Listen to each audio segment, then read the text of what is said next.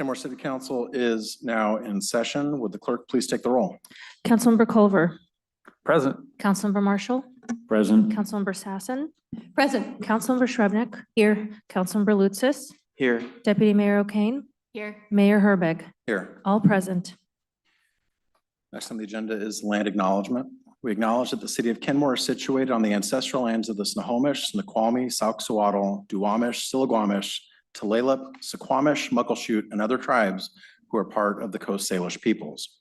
We recognize and express our deepest respect for their enduring stewardship and profound relationship with this land, which they have cherished and protected since time immemorial. We honor the First Peoples, acknowledge their vibrant cultures, and commit ourselves to learning from their wisdom in our journey to promote justice, equity, and mutual understanding. We pledge to stand alongside these communities in acknowledging past injustices and working towards a future that respects and celebrates the diverse heritage of this land.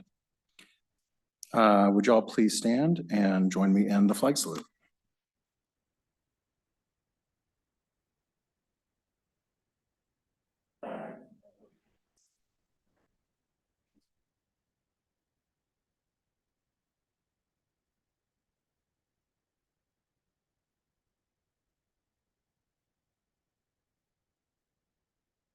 Next on the agenda is approval of the agenda. Unless there are any objections, the agenda will stand approved as published.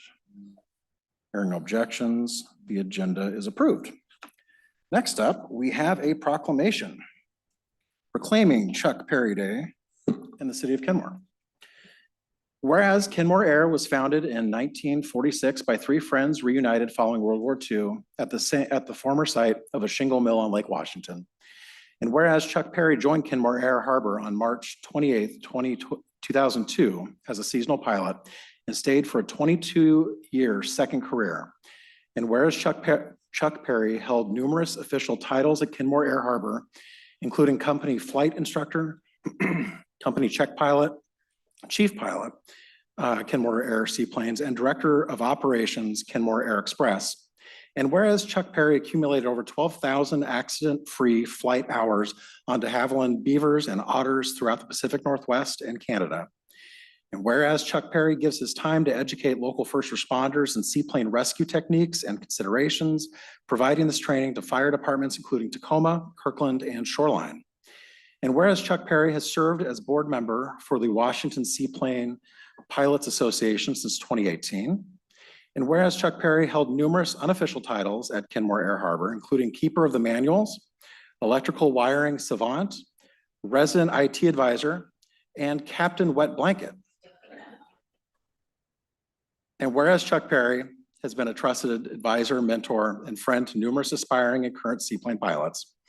And whereas Chuck Perry has been an integral part of a long-term, safe, and successful operation of Kenmore Air Harbor and will be greatly missed.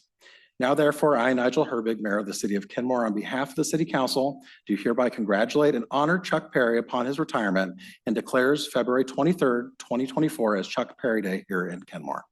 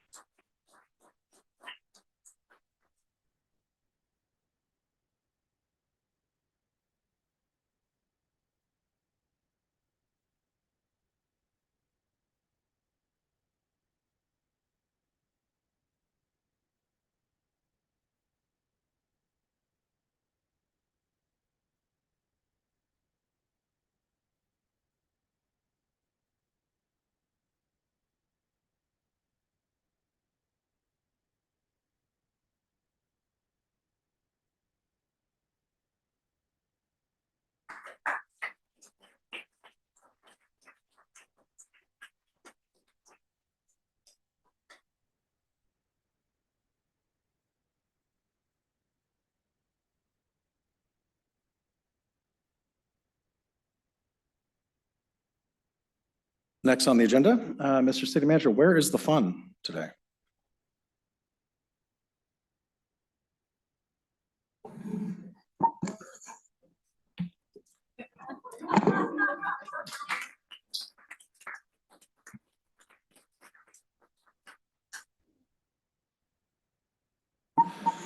All right, one of our local co-creators, More Aquaria, is delivering more fun. Just last Saturday, She organized a Valentine card event, and here's the message from her. On Saturday, around 60 community members came together to make 283 Valentine cards for seniors in our area. The cards are being delivered to 4 different assisted living communities in Kenmore, Bothell, Kirkland, and Bellevue.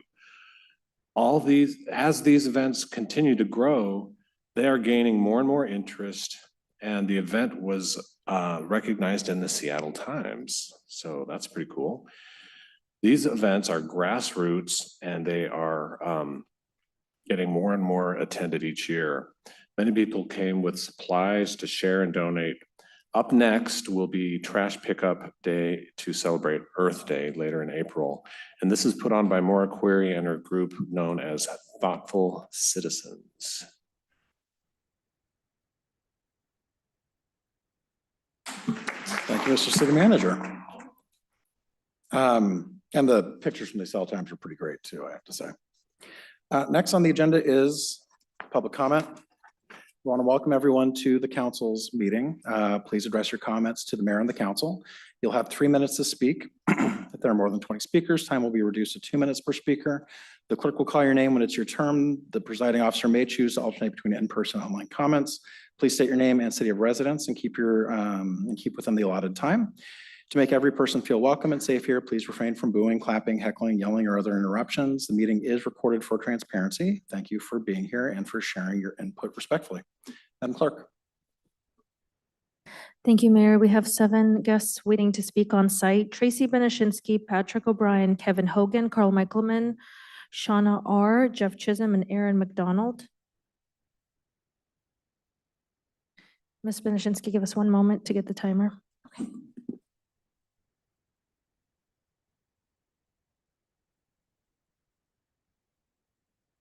Tracy Benishinsky, Kenmore. I want to be clear before I begin that nothing I'm about to say is directed towards staff. I'm speaking to council only.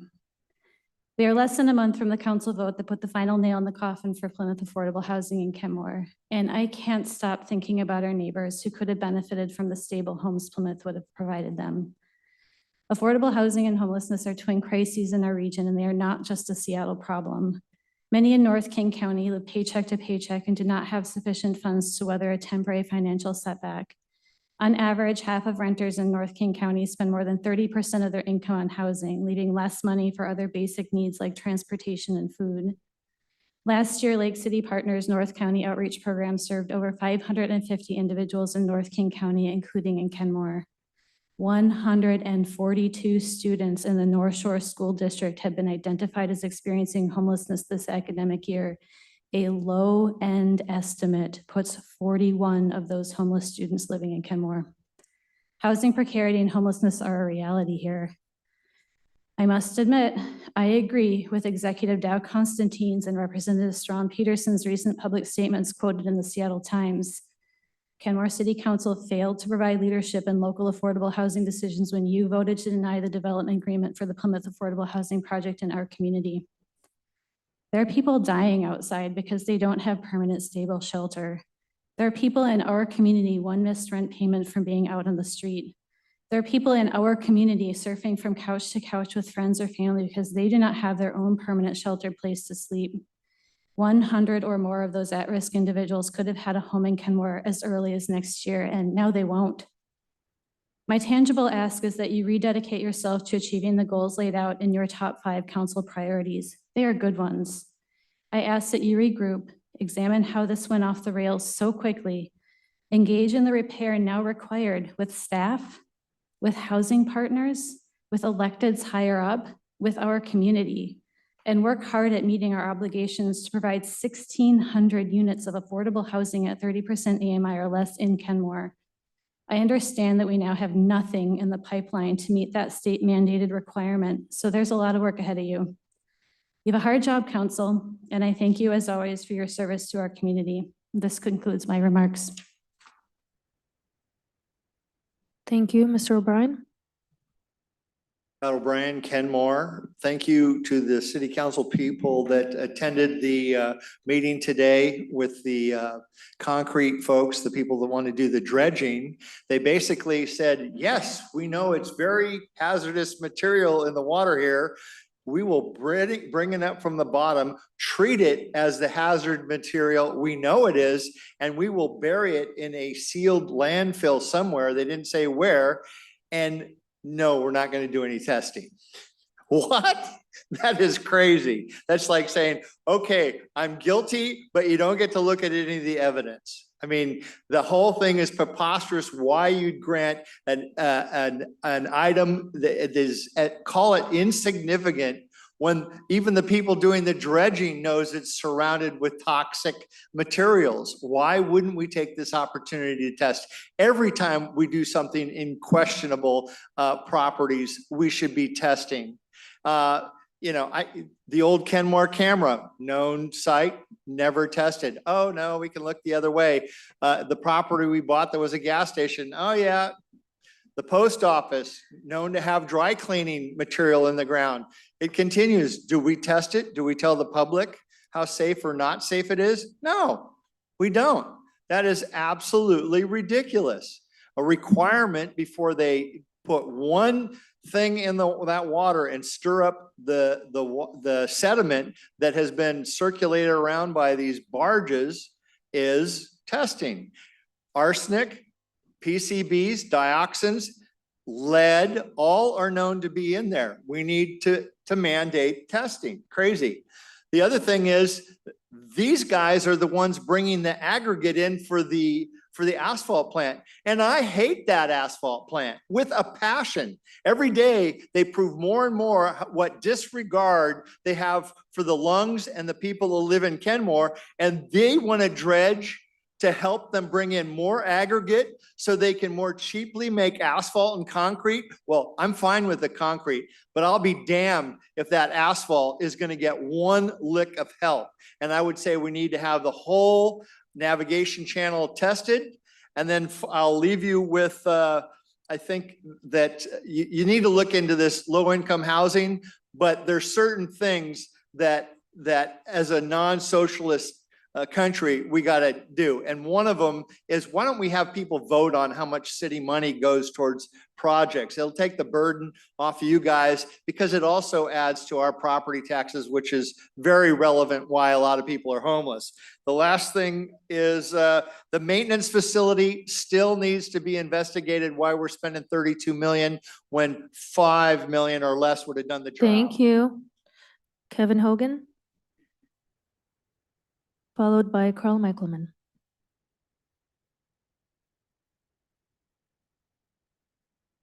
Hi. My name's Kevin Hogan. I've lived here in Kenmore for 38 years, and now it's time for me to drop by and say hi to the city council. I'd like to say thanks. Thank you for all your work on diversity.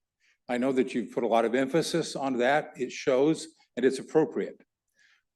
One of the displays of the diversity emphasis is, as you walk into Kenmore City Hall, the steps. The steps have now become a public canvas for artwork. I think that's just fine. I have no complaint with that. But now we find ourselves in the manager role of an art display. And I think we need to take a look at how we're going to manage this canvas that we have opened up. So far, we've done okay, but I'm suggesting on how we can become even more diverse in our focus with Kenmore's diversity. Let's take a look at how professional art galleries work.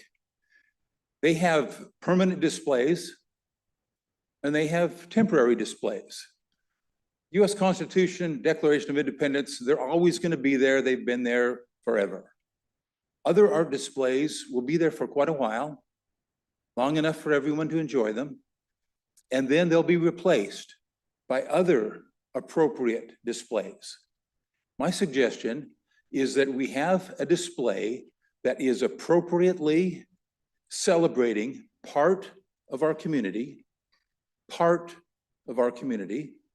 and therefore it should get part of our time. that this part of the community should not be a permanent display, but rather there should be a rotation. If this rainbow display, which is colorful and appropriately celebrates part of our community, becomes a permanent display, then we are permanently saying no to women, Blacks, Asians, Latinos, veterans, the list goes on and on. My suggestion is how we can become more diverse is for this to be a rotational display. And that after a period of time, oh, I don't know, maybe this summer, it'd be opened up to the next group in line. And then the next group in line, and the next group in line. I realize that there's some administrative burdens to all of this. That's a new task for somebody. And if this is just too hard to do, if we can't rotate it, if it can't be a rotating display, then let's make it a permanent display for the entire community. Let's paint it red, white, and blue. Thank you. Carl Michaelman, Shauna, or initials SR, then Jeff Chisholm and Aaron McDonald.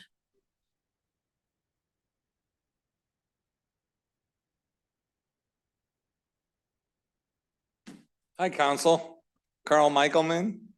I reside in Briar, but I also own a business and own property here in Kenmore. So I got to ask a quick question.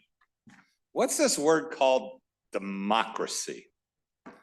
That we have a vote, you listen to the people, and essentially, supposedly, that's the way it's supposed to work. Okay? You guys made a hard decision with the Plymouth House. My hat's off to you. It wasn't easy. The woman that just spoke was saying that we're mean, we're cruel and everything. We believe in affordable housing, not in that area. That's number one. But then we get insulted.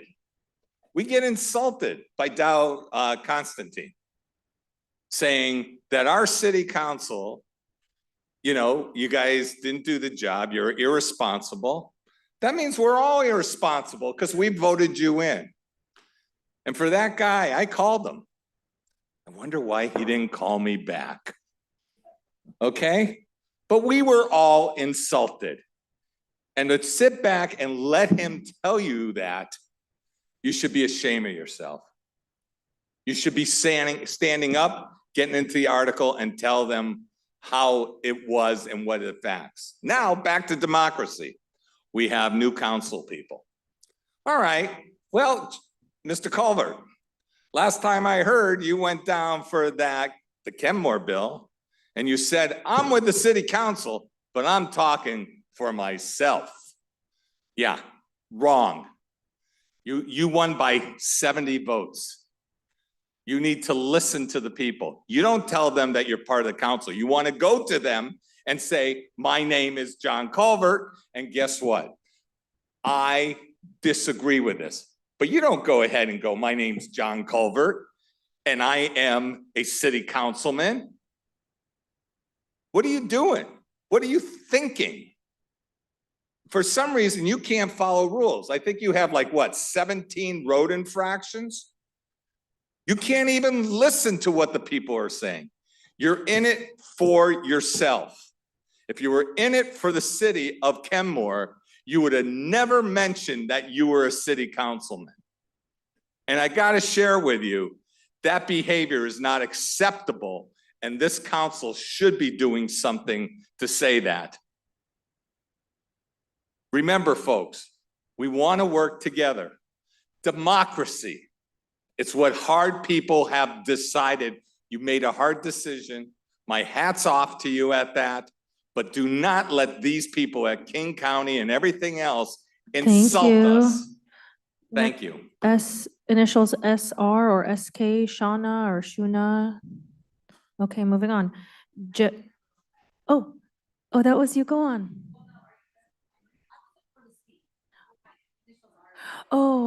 So you don't wish to speak. Okay, no.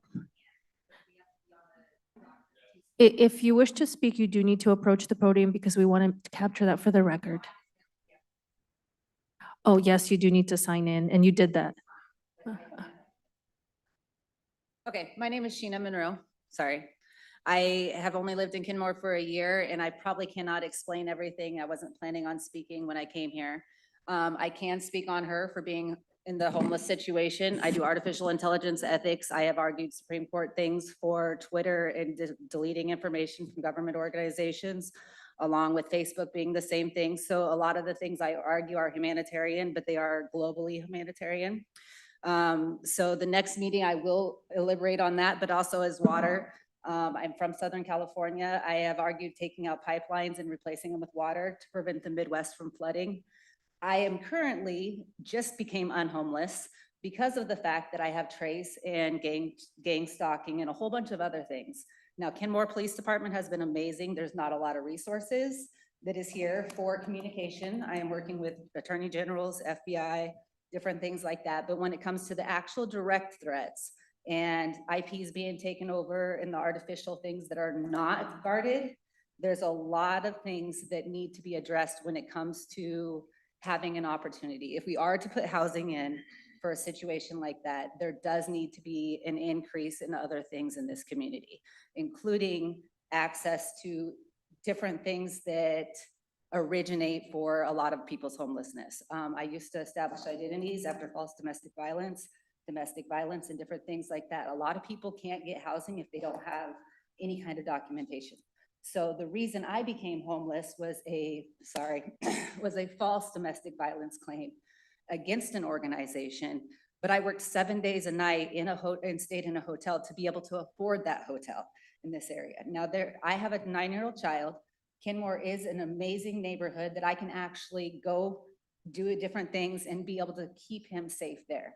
There are a lot of people that are in the same kind of situation that I were, and I have 15 years behavior analysis. I've lived in Alaska. I did Civil Air Patrol search and rescue. I have an extensive background, but I'm unvaccinated.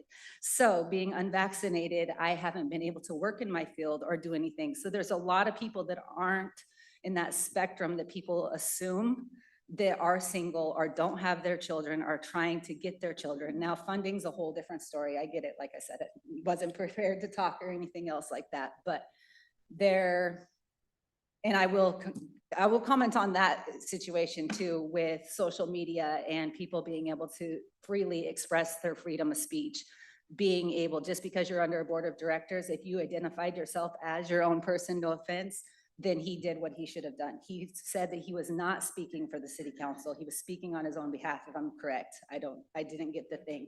So yes, while they represent you, you guys are individually here to represent yourselves and the diversity of communities. And that's why different people are on councils. And not Thank one you. agenda. Thank you. Jeff Chisholm, Aaron McDonald, Lori Sperry, and Elizabeth Mooney. Evening, Jeff Chisholm, Kenmore. During the Plymouth housing matter, I learned many things, and I think I speak for a significant portion of the community. I learned that there's broad support for affordable housing, almost uniform in the city of Kenmore. I've learned that the mandates from the state of Washington and King County are complex, burdensome, expensive, and completely unfunded. I've learned that we have fairly limited resources to fulfill those mandates. And if we're lucky, we can do a very small fraction of some of them. We need to prioritize. We need to pick and choose among the very broad range of affordable housing options in front of us. I learned that the citizens in the city are miles apart on what those priorities should be. The city apparently felt it was appropriate to spend virtually every dollar that we had for homeless or for affordable housing to build a 100-unit, 200 occupant facility for Seattle's homeless. I've learned recently, because I've been digging into find out how many actual people live on the streets in Kenmore and how many people we have that are homeless. And I think I can fairly state there's a good chance that not a single solitary Kenmore resident would have qualified for the Plymouth housing. You needed to be currently homeless, no children, have a disability. The citizens, I think without exception, want to take care of the people here in Kenmore. We have lots of them that need help. especially families. I will agree with the first speaker and the last one. And incidentally, the last speaker wouldn't have qualified for the Plymouth project either if she had a child. There are a wide range of people that are almost homeless, hanging on, children with families. None of them would have been served by the Plymouth project. We don't have enough money to do everything, so we need to prioritize. I also found out that apparently the governor and the King County Chief Executive think it's okay to publicly castigate our council for listening to the citizens, doing what we want, and doing what is best for the citizens of Kenmore rather than the city of Seattle, King County, or the region. I've learned that communication is terrible, and I very strongly urge the council to set up a series of town hall meetings where the citizens can educate the city can educate us. Rebuild, get some trust going again. In my final 15 seconds, I learned that our mayor is one of the best that I have ever seen at running a contentious, hot meeting with a lot of emotions running high. And at the risk of being gavelled down for breaking decorum, Thank my you. final comment to you is. Thank you. Aaron McDonald, Lori Sperry, Elizabeth Mooney, please.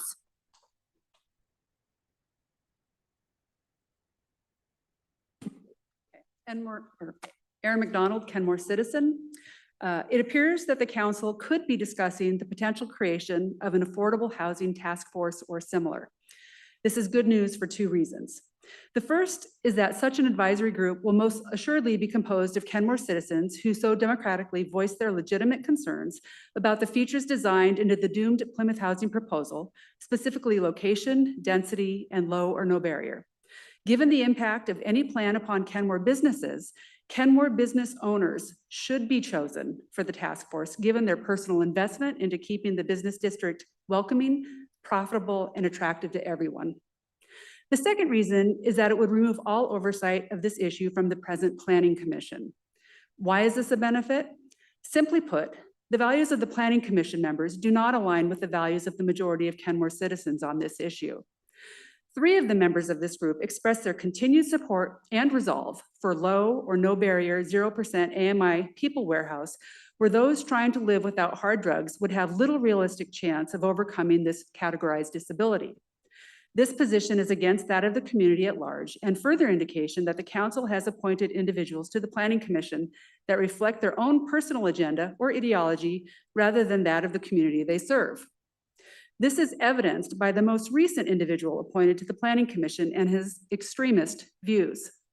This individual was point of contact for the North Shore Social Justice Action Group, a local chapter of surj.org, a national organization whose resources include a Defund the Police Toolkit and a document titled Anti-Capitalist Love Notes.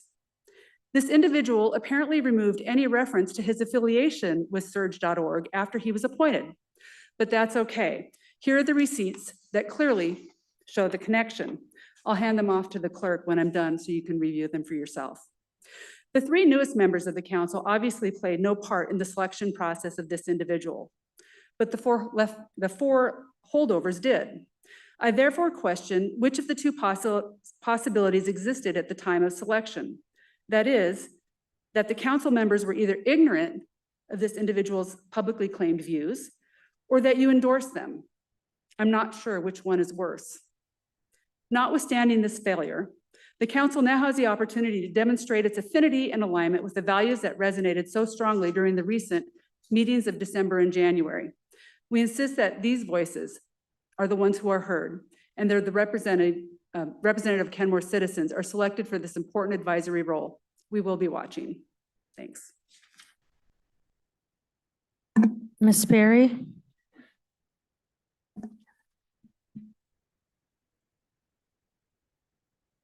Lori Sperry, City of Kenmore. It's been a while. I watched the meeting with you guys in the North Shore School District and I kept thinking, I bet you guys are all really glad you're not on the school board right now. It was such a mess with the financials. I do hope that there will be something though that gets worked out with the boathouse. And that sounds like there might be some people who are interested. It sounds like a really be sad to lose that. So what am I going to talk about tonight? I try to surprise it because I'm getting to be a regular, so I try to surprise you.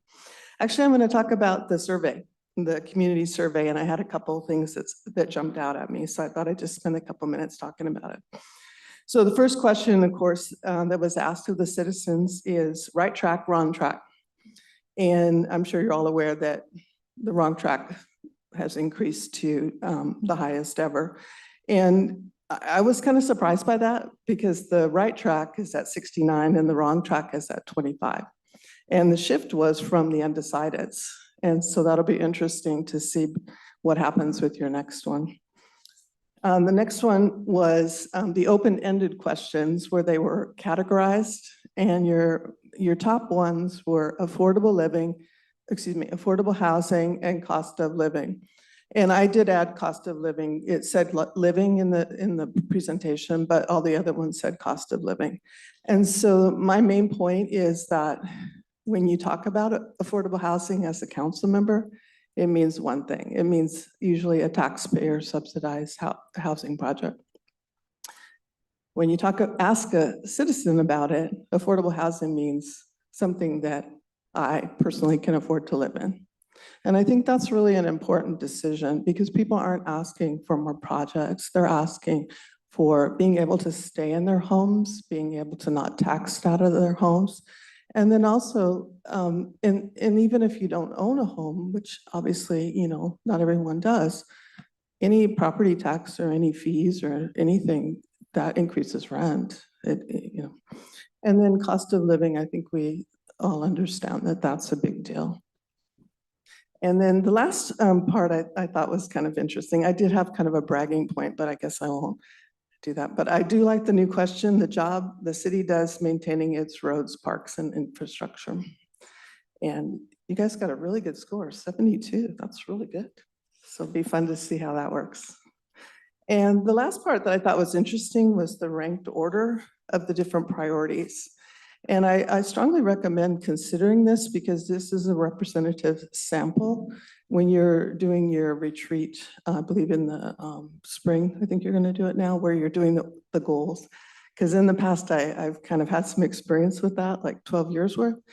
And it does tend to be shiny objects. Thank you. We just do that. Ms. Mooney?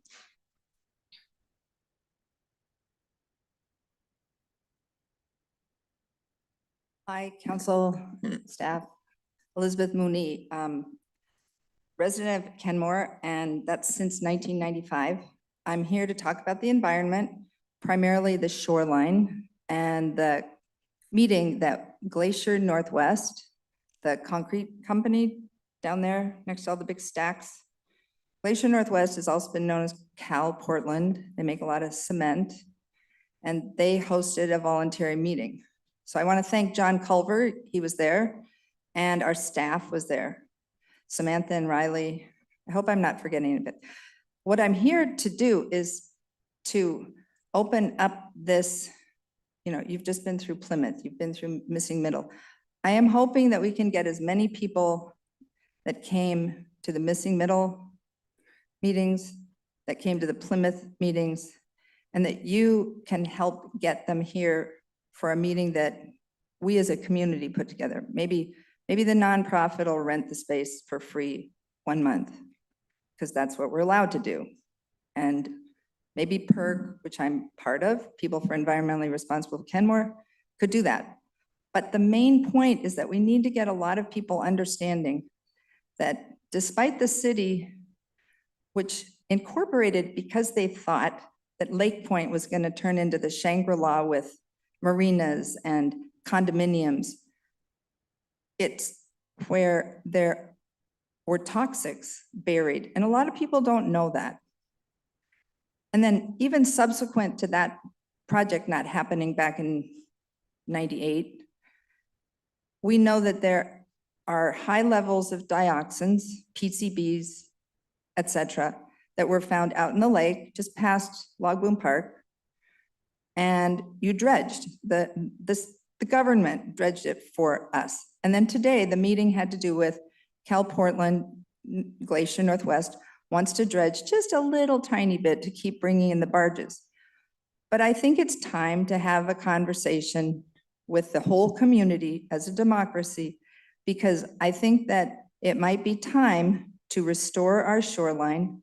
There are lots of different reasons. Log Boom Park now has people, even though it's not a quote unquote swimming beach, people are swimming there. And my concern is that if Log Boom Park is a place where drifting sediment from barging could drift up into our shoreline, we want to know what's there through testing. So I'm hoping that thanks to the city asking Glacier in a mitigated, perhaps, testing, that we will continue to put pressure on them to do the right thing with their other neighbors, because that whole birthing channel is not just theirs.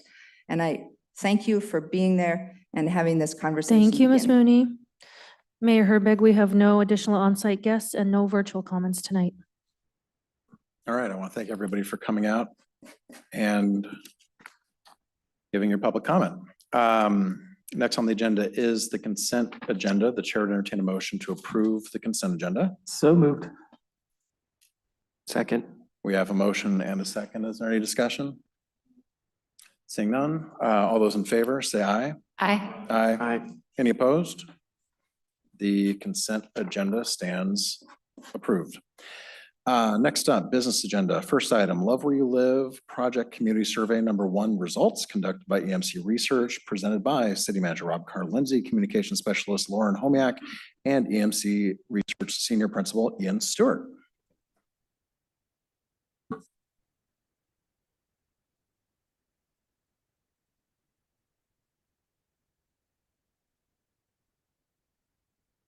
Good evening. Thank you for having me back tonight. I'm Lauren Homiak. I'm the communication specialist here for the city of Kenmore. And I'm happy to be back tonight to provide another update on the Love Where You Live project. And just a little background, the Love Where You Live project is our year-long community engagement effort that began last June. The goal of the project is to gather broad feedback from the community about their priorities and vision for the future of Kenmore. And in January, I presented an overview of the first phase of our engagement that took place from June through December. And just a quick review, this engagement included 22 hands-on activity booths at community events and parks to collect input, an online survey that was open to everybody. And through those 2 engagement activities, we collected over 1,100 qualitative responses and ideas. And then we closed our phase 1 of the project with a statistically valid community survey that was administered last December by EMC Research. And tonight, I'm pleased to introduce Ian Stewart. He's the senior principal at EMC Research, and he is going to present the results and findings from this first statistically valid community survey. So welcome, Ian. Thanks for being here tonight. Thank you very much. Good evening, everyone. I will start with a brief overview of what we did in the survey, and I'll take you through the results. So the survey we conducted is a multimodal survey. We used email and text-to-web methodology and live telephone interviews as well. So we both cell phones and landlines. In the city of Kenmore, we conducted the survey December 4th to the 19th of 23. Did a total of 300 interviews. That works out to a margin of error of plus or minus 5.7 percentage points. We can go into the statistics of how that works, but basically you can say that any number you're seeing on the survey is accurate within the plus or minus 5.7 percentage points. We do this with trained interviewers on both landlines and cell phones. And then if you're doing it on the web, you're doing it yourself, right? So it's self-administered. We've done 3 other surveys in history for City of Kenmore going back to 2015, and those results are shown here. We do compare where we can. The methodology has changed over time, so we've gone more to using digital modes now here in 2023 and also in 2019. One of the first things I want to draw your attention to is what we can do with subgroups in the survey. So anytime you do a survey like this, you can then take a group of people and look at them as a group. And so one of those groups is geography. And so we broke that down in 2 different geographies, north and south in the city. You can break down a lot of different ways, but this is the way we chose to do it. I think it makes a lot of sense to look at the city this way. But you can imagine in a sample size of 300, groups like this will work out to have a pretty good margin of error. Any smaller than 2 groups getting to 3, we're kind of getting on the edge. Let's maybe 100 interviews each. That's more like 10 points margin of error, right? So we want to be careful in which subgroups you're looking at. Any more than 3, you probably get in dangerous territory. Is that a difference or is that margin of error? Let's start with some of the issue environment. If you look in the lower left-hand corner, you can see the question number that we asked. So we're very early in the survey. This question is, do you feel things in Kenmore are generally going in the right direction, or have they gotten pretty seriously off on the wrong track? That's intentional language, they're pretty seriously off, because we're trying to make sure that if somebody says that, they actually feel like things are pretty bad. We're tracking this over time. So one of the nice things about doing longitudinal studies like this is that we get historical data. So we can look back and say, all right, what has changed over time? And one of the first things you'll notice is the drop in that don't know number. And one of the reasons for that is actually a methodological change. So when you think about answering this survey on the web, we actually don't give you the don't know response. You actually have to skip the question to get it. So that changes, it reduces the number of people who say that to about 6%. But you'll also notice that the right direction over time has generally made positive, right? So one of the things I'm going to talk about as we move through this survey is intensity. So in this scale, there's really only two questions, right? It's either right direction or wrong track. And where's the preponderance of this? In every instance we've asked it, we're looking at the right direction number being 2/3 or up to 3/4. And then anywhere, from 12 to 25% wrong track. And so, yes, there is a conversion from the don't know from 2019, but a lot of that had to do with the mode and less about the actual change. Hey, Ian. Yes.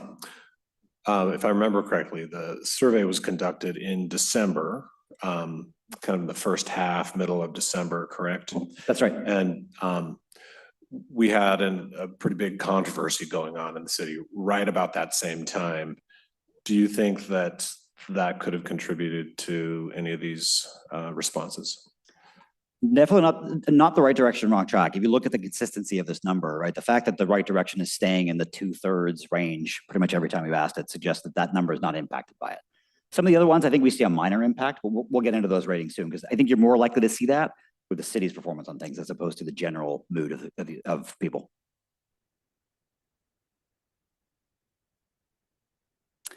One of the other things we have the benefit of doing, because we're a local research firm, is that we have other numbers from other cities in the region. So on the left here is the cities that we've collected these from. These are all publicly available information.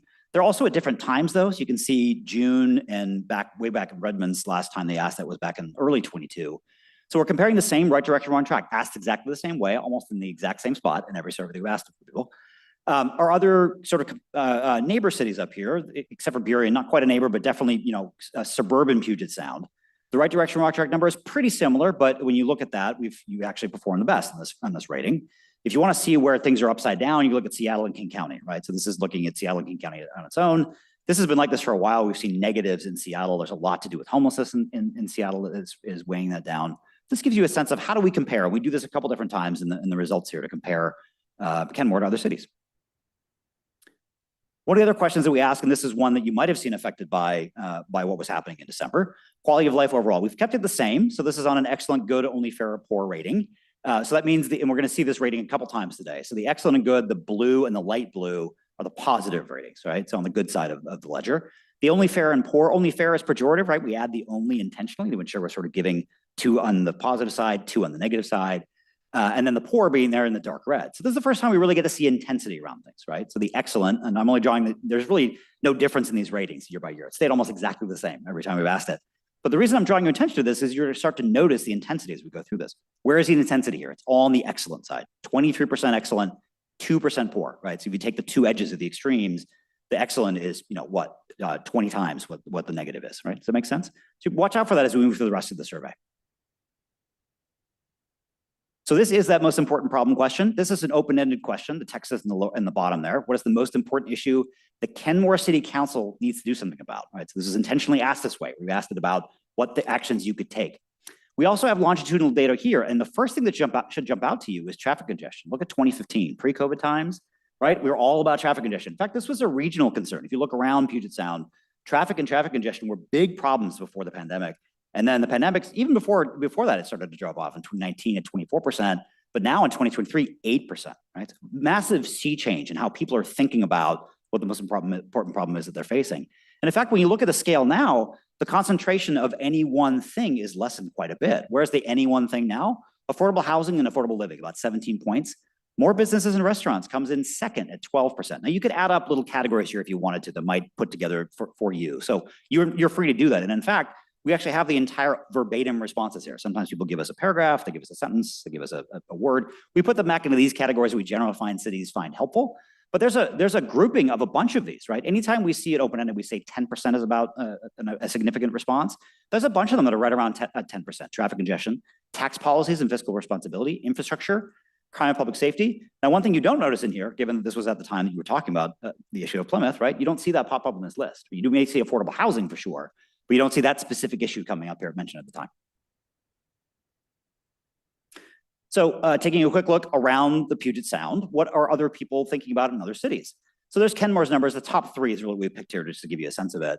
There's Redmond, Kirkland, and Burien, and affordable housing cost of living is popping up a lot here, right? It get a slightly different order depending on which city you go in. Also obviously different times things are happening here.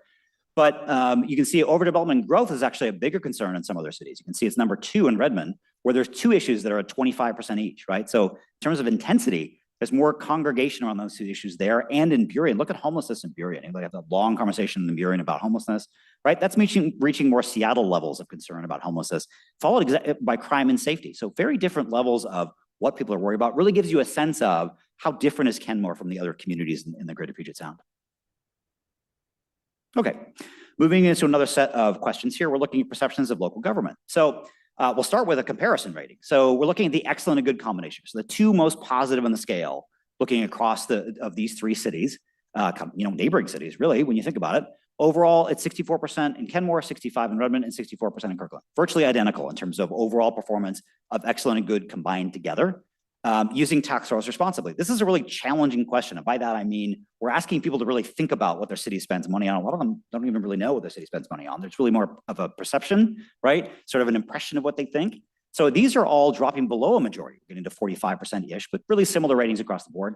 Also very similar for delivering services efficiently. So it'll give you a sense of, not too different from the other cities in terms of how other cities residents are rating them versus how Kenmore residents are rating you.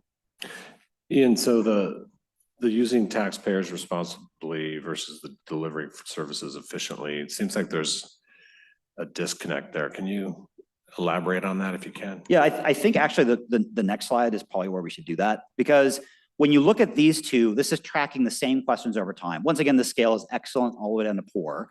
What you're going to notice about the job the city of Kenmore is using tax dollars responsibly, once again, there's a methodological change here. When we talk about the web responses changing from not being offered, and look at how the don't know refuse drops from, it's almost entirely don't know in that instance, right? It's been a solid, low double digits, 13, 17, and then 6, a big change there. Where did most of that go? If you look, a couple points went in excellent, a couple more points went into poor, and then the rest of the congregation is there in the middle, sort of the good and only fair. We talk about government ratings, right? The only fair here is like, you can equate that to like a C grade, right? So it's passing, and for a lot of people, C grade for government is like, well, that's pretty good, right?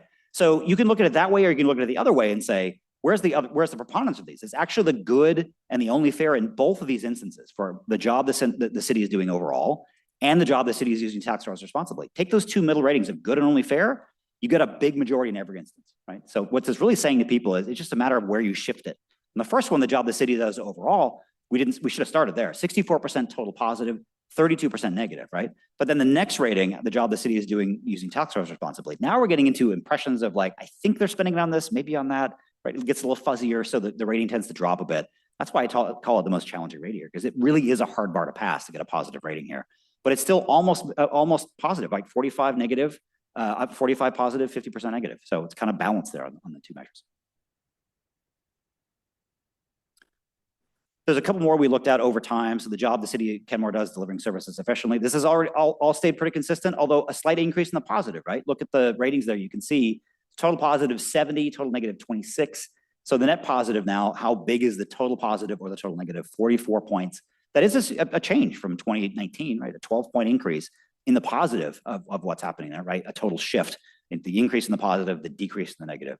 And then the overall financial health of the city has remained relatively consistent. Look at how the excellent and good is stayed right about there, but the good has actually increased a fair bit since in 2023. So now we're getting a majority positive, 51%, 36% negatives. That's a better place to be than it was a few years ago. Once again, notice that mode change, right? 26% don't know in 2019 to only 12% in 2023. This last one, before we move into priorities, we use a 1 to 7 scale here, and we say, okay, on this scale of 1 to 7, 1 means you're not at all satisfied, and 7 means you're extremely satisfied. How would you rate your level of satisfaction with the services provided by the city of Kenmore? This is a catch-all, and it's intentionally decided to be a catch-all at the beginning here. So the mean score on this, right in the middle would be a 4. So anything above a 4 indicates that there's satisfaction here. And once again, we talk about intensity. Here, the intensity is more about the 1 to 7 comparison, right? And how big are the 1 and 7 here? The 7's pretty small at 7 points. The 1's also small at 3 points. Most of the majority here is in 5 and 6. So it's a positive rating, right? But it's not the best rating you could get. But it is pretty consistent from 2019 to 2023. Very little change here in terms of where people sorted themselves. Still, the mean is exactly the same between 2019 and 2023. Now we're going to move into some more detailed priorities. And these are all asked on a randomized scale. In other words, no one's going to get the same question in the same order. I might get reducing homelessness first, then I'm going to get making Kenmore a diverse, inclusive, and welcome community next, right? It's going to change for every respondent intentionally. We don't want to have a bias being introduced by having the same question appear the same in the same order more than once. What I'm showing you here is only the 5, 6, and 7s. The 5s and 6s are combined in the light blue. The dark blue is the 7s there. And so again, if we're thinking about intensity, compare the 52% at the top. When you think about what cities do, the number one job usually, maintaining public safety and combating crime, number one. And it is here, 52% very high priority. Look at how that 52%, giving it a 7, compares to the items at the bottom of the list, where we're looking at 5, 6, and 7 getting about the same, right? 60, 68, 57%, somewhere in there. So it gives you a sense of just how much stronger maintaining public safety and combating crime is versus everything else on this list in terms of the intensity. Look, and now if we go down the list, the total priority does change a little bit. You can see we're into the 3/4, 86%, almost universal for maintaining the city's existing roads, parks, and other public infrastructure. But the groupings there, the 5s and 6s is what's making the difference, right, in terms of the overall ratings. This is all ordered by that 7, the very high priority on the scale, to show you the intensity. So as we move down the list, everything on here, on this first sheet, there's another sheet that's coming, is over 50%, a majority saying it's a priority in some way, right? The smallest here is 57%, making Kenmore a diverse and inclusive community. But you can see lots of other priorities that you talk about all the time on City Council on this list, on the top of these priorities. Attracting new businesses and jobs, maintaining the city's existing roads and parks, improving sidewalks, reducing homelessness in Kenmore at 60%. So even though we heard some testimony earlier about what homelessness looks like, there is still a priority here for residents. Here's the second tier of those. And before you even start to get into that, let me just go back and forth briefly. Like, we're looking at the blue here on this one, the dark blue and the light blue, and you compare it to this one, right? It does change a fair bit. If we look at the intensity here, the 7%, we're now getting into about a quarter that are saying that, right? So the intensity is dropping off a fair bit as we get to the second list here. But the 5s and 6s are still staying here. And most of these are a majority saying it's a 5 or better, right? So the majority of these are saying, yes, it's a priority, but some of them do drop to essentially a bare majority or even just below. And that is, as you go down the list, protecting the natural environment, building more housing that's more affordable, that's 50. We're going to talk about that in more detail in a few questions coming up. Bringing more restaurants to Kenmore at 69%, improving local public transportation, 61. So lots of priorities here that you work on all the time, but we're dropping into a second tier of how important these ones are from the broad perspective. Okay. The next part of the survey talks specifically about parks and recreation priorities. Once again, all these items are on a rotating scale, so no one of them appears in the same order for everybody. The scale here is a little different. So we said, all right, this is a 1 to 7 scale now, and I want you to tell us how higher priority you think it should be. Once again, 1, the lowest priority, 7, the very highest priority. And once again, intensity comes into play. So a lot of the items in this scale are at 50%, 5 or better, indicating their priority. But look at how they sort of bounce around here in terms of the intensity. As you get to the bottom of the list, for any more senior center spaces, 54% total priority, but 16% the very highest. Compare that to the top item, adding to improving Kenmore's waterfront access, 28% very high priority, and another 37% total priority. If you think about the intensity we saw a few minutes ago, intensity is not as big here. So these are widely appealing, but not quite as intense in terms of how people look at them. And the one that I noticed on this list, building indoor public swimming pool, 44% priority. So clearly it's appealing to a group of people, but it's not a majority that are rating it as high a priority here. This is the second tier of those items. So now we're getting into below majority. I'm just going to go back and forth briefly, right? You can see the intensity here on this top tier, and here's the second tier, right? So we're getting into 16, 15, and even single digits in terms of very high priority. So once again, there is a group in town that cares about this, right? But it's not a majority anymore. We're into smaller and smaller subgroups of people, making a pluralities in these instances that care about these kinds of items. So wanted to give you a sense of how some of these have changed over time. We chose a few of them. We looked for ones that had some movement in them. So adding more waterfront access, that was 73% 5 or better in 2015. It's still a priority at 66%, but you can see the intensity's dropped off a little bit. The total percentage of 5 and 6 has dropped off a little bit. Some other movements in the other direction. So building additional sports and athletic fields has grown a little bit, but it's still at 40%. So it's still, below a majority. Some of these other ones haven't really moved at all. You'd think that after COVID, off-leash dog parks stuff and ways to get out with dog adoption would have gone up. It's actually just about exactly the same. Adding outdoor sport courts stayed about the same as well. Adding more picnic facilities dropped, but it really all dropped in the 5 and 6s, right? The intensity is still the same as it was before. So getting towards the end of our presentation here, we're talking about housing now. So these questions are on a different scale. We're on an agree to disagree scale here. So strongly agree and somewhat agree are in the dark blue and the light blue, and the somewhat disagree and the strongly disagree are in the pink and the red. And they're grouped at the far right at the total agree and the total disagree. Once again, these are rotated, so not appearing in the same order. There's not enough housing in Kenmore that is affordable for people like teachers, those working in the trades, and first responders. The total agreement there is 73%. The intensity is kind of split between the strongly and somewhat agree, right? So the intensity coming back again, especially when you compare it to the last one, we need to build more housing in Kenmore. That feels like a direct split here, right?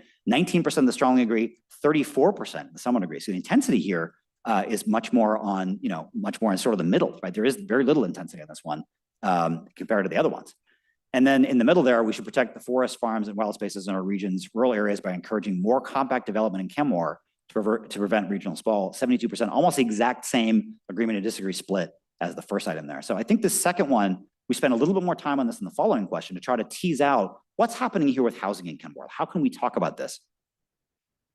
So we asked this question, again, on a support oppose scale. The gray text there is what we asked. I'm just going to read it because I think you're all reading along. You may have gotten there first.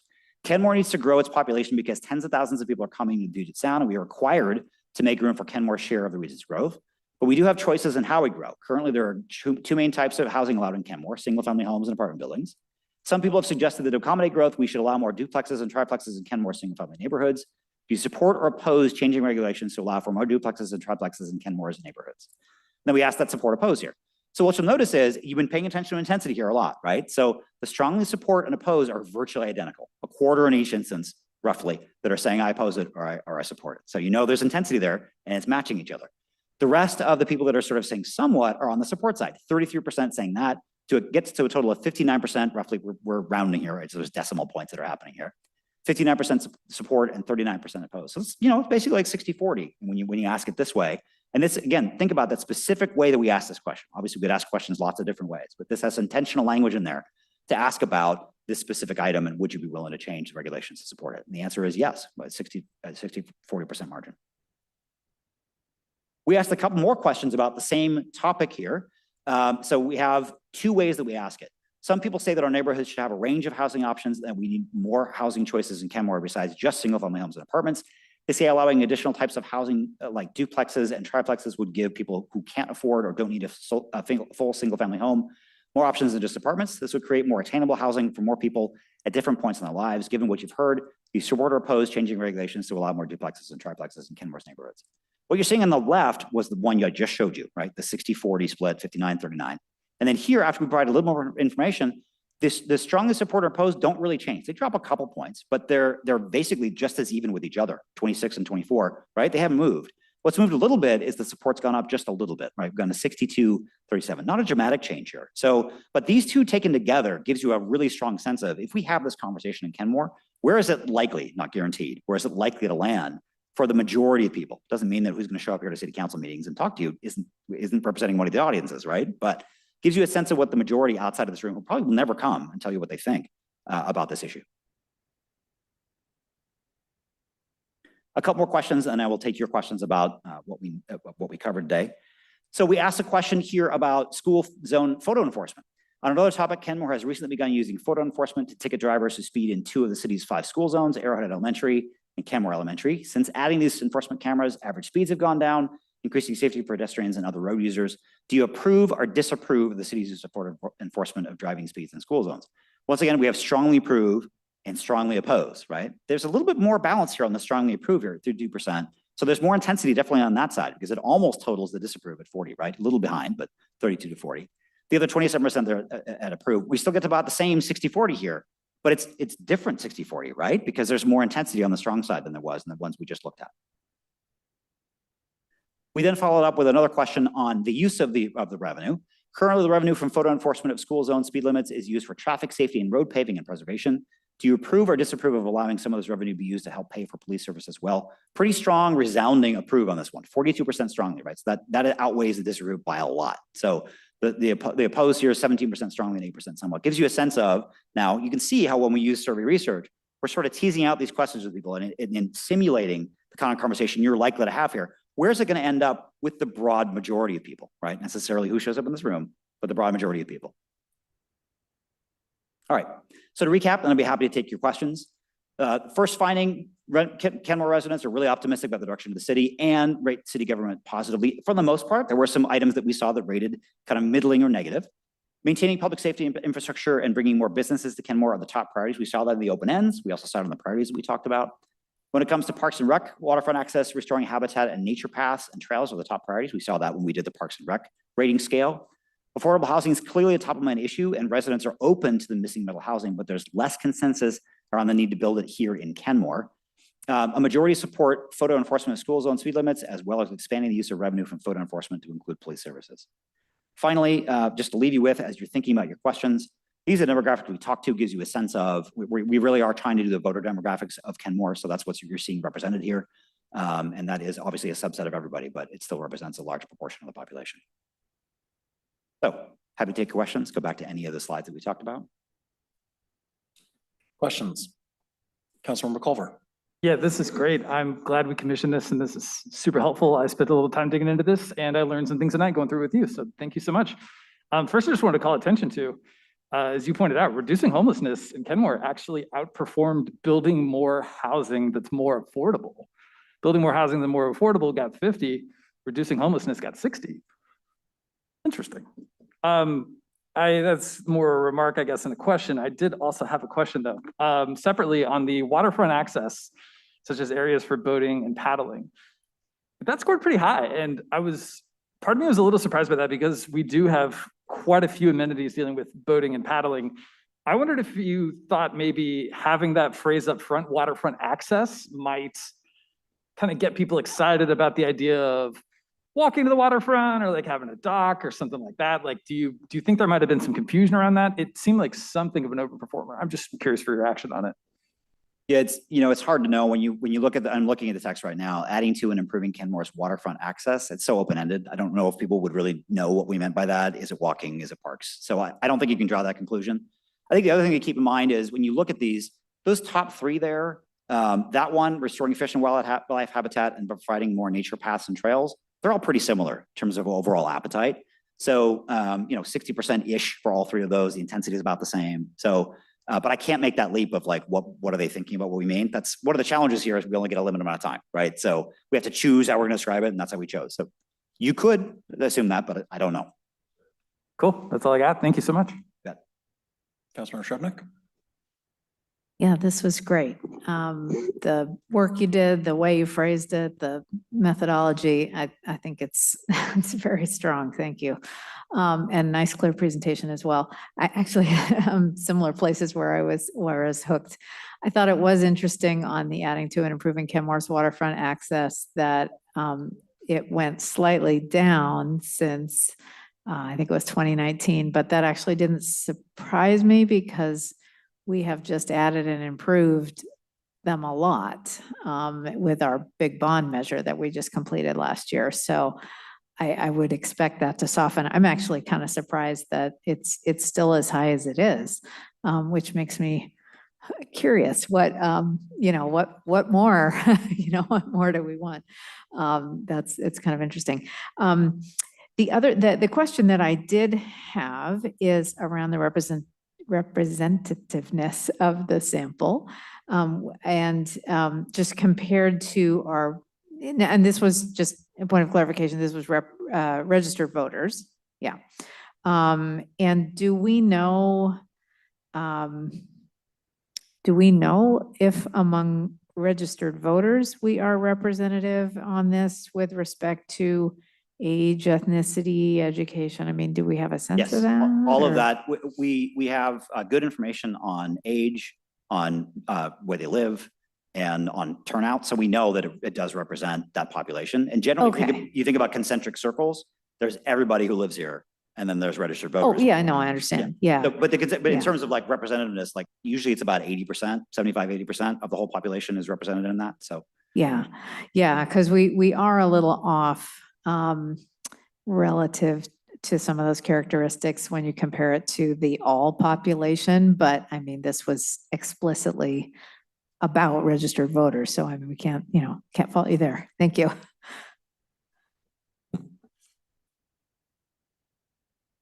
Any other questions?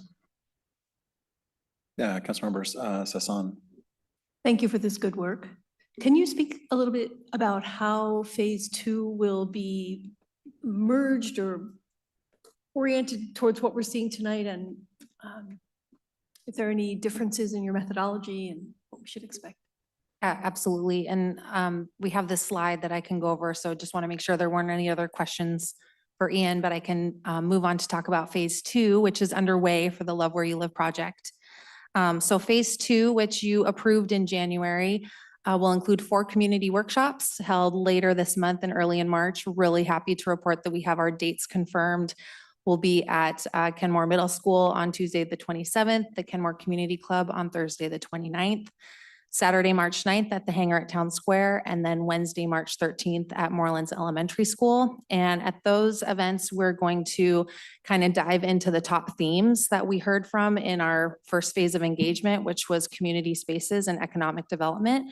So we're going to give community members the chance to use that hands-on dream, play, build method that we've talked about, and actually build their future hopes and dreams for Kenmore's downtown and Lake Point at those events.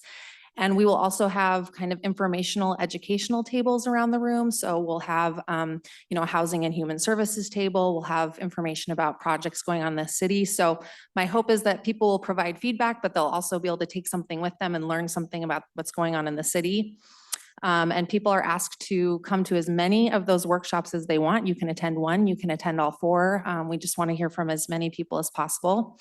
And then we'll be following up with a second statistically valid survey, also conducted by Ian and EMC Research. And we're going to do that at the end of March. And the reason for the timing behind that is because the Financial Sustainability Task Force work is happening.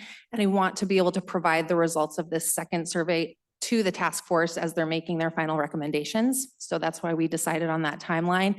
And we're Lauren, in the, Can I jump in on the second survey? Of course. So if there's anything you want us to dive deeper in on the second survey, let us know. We are planning on going deeper on affordable housing. You said affordable housing is the thing we should be addressing in the next 2 years. What do you mean by that? So getting that from the public.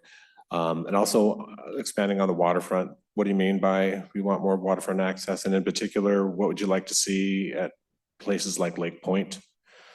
And then also given the financial sustainability plan process that Lauren just mentioned, we might have some questions around that as well. So our timeline, we have about 2 weeks to finalize the next survey. So again, very open to suggestions about specific questions, or if you guys want to dive deeper into any of the topics we talked about tonight. And then again, just with phase 2, we'll be exploring our opportunities for Lake Point and downtown development discussions, as those were those top 2 themes that we kept seeing in our engagement this summer. So I'm looking forward to reporting back again in a few months when we've wrapped up the second phase, and hopefully that answered your question. You have another one? Oh, sorry, yeah, Councilmember Culver. Yeah, I'll jump in with some more general feedback on Love Where You Live. And I know we've got some ideas unfolding with opportunities and downtown development, et cetera. I'd be interested to get the EMC's sort of read on this. 2 other things that jumped out at me. I didn't see any mention anywhere of Lake Point in the results. Maybe that was something that was sort of broken out in the reported, the coded section, but I thought that was interesting. I thought it was also very interesting. More open spaces ranked fairly low. If you sort by that mean, which is something I did on my own, it ranks down at 20th out of 29 out of priorities. And we talked about it a bit, but additional sports and athletic fields ranked 23rd out of 29. So some of this is sort of a policy question, but I guess I wondered, like, do you have any reflections on what you think these results show and how it's might merge with kind of where this project has been going so Can I far. take it first and then Ian jump in? Yeah, just that Lake Point is what came up in our 1,100 responses, our qualitative input that we received this summer. Lake Point was, I think, number 2 in the community spaces category and number 4 in the economic development. So we didn't specifically ask questions in this first survey, but we plan to in the second survey. And because it was an emerging theme that we heard this summer. That's was basically what I was going to say. We punted on the question of Lake Point in this first survey, so a lot more to learn in a second. Got you. Okay. Well, I guess in the interest of tipping my hand as city manager has asked us to do, I got to just say up front, I'm not really a yes on Lake Point. And if we can see data make a very compelling case in this sort of phase 2, cool. I know we're going to do some more questions on that. Would love to see it. But echoing some of what we've heard, we learned at our joint meeting that we have over 40 homeless students in K-12. Let's be mindful of a project called Love Where You Live that many people don't have a place to live. We've also got a number of financial woes coming down the pike. So I think absent some clear intention that pursuing Lake Point would address some urgent need, which I haven't gotten the sense of that yet, I can't in good conscience direct more resources toward making Lake Point happen right now. I actually agree with former council member Sperry's comment about shiny things. I think this is kind of falling into that category for me. So that said, though, community engagement is awesome. I'm glad we're doing these things. I'm glad that we're talking about them. Yeah, so I appreciate it. Thank you all. Any other questions or comments? Councilor Shrubnik? I think this is, I think you kind of said this, but just want to underscore it. So we had the original process and then we have the survey, and I just want to make sure this kind of next process where we have the open-ended and the tables and things does maybe bridge this a little bit. So for example, we noticed that maintaining public safety and combating crime is far and away the top priority. Now, that's not saying citizens say we're doing a bad job. That doesn't say that at all. But I might want to explore that a little bit just to see, are there places where we could do better since this is such a high priority? Just a thought. Councilmember Sasson? A point of clarification for me, are people being asked if they are registered voters? What's the role of the registered voter? No, then we don't ask them. No, we're using a list of I registered see. voters and Okay. confirming that they actually are who they say they are. Okay, great. I also just wanted to recommend, if you're having tables with all kinds of information, you could also add voter registration information to those events. Thank I'll you. add it to the list. Thank you. Any other questions or comments? All right, well, I'm not seeing any. I want to, the one comment I was going to make is the one that Councilmember Shrubnik made about watching how access to the water had softened since we've made it easier to access the water. But obviously there's still a need there. I want to thank you for taking the time coming all the way out to Kenmore, Ian. Appreciate it. Lauren, really appreciate all the work that you do and looking forward to trying to make it to as many of these events as I can. So thank you very much. Hope to see you all there. Thank you. Thank you. Thank you. Next on the agenda, update of the non-exclusive dual franchise agreement with Comcast Cable Communications Management LLC, presented by Engineering Director John Vicente and Comcast Government Affairs Senior Manager Vincent Bies.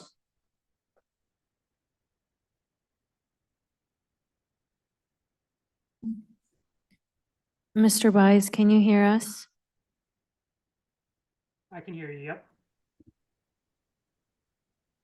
You're very faint. Can you hear me? Try again.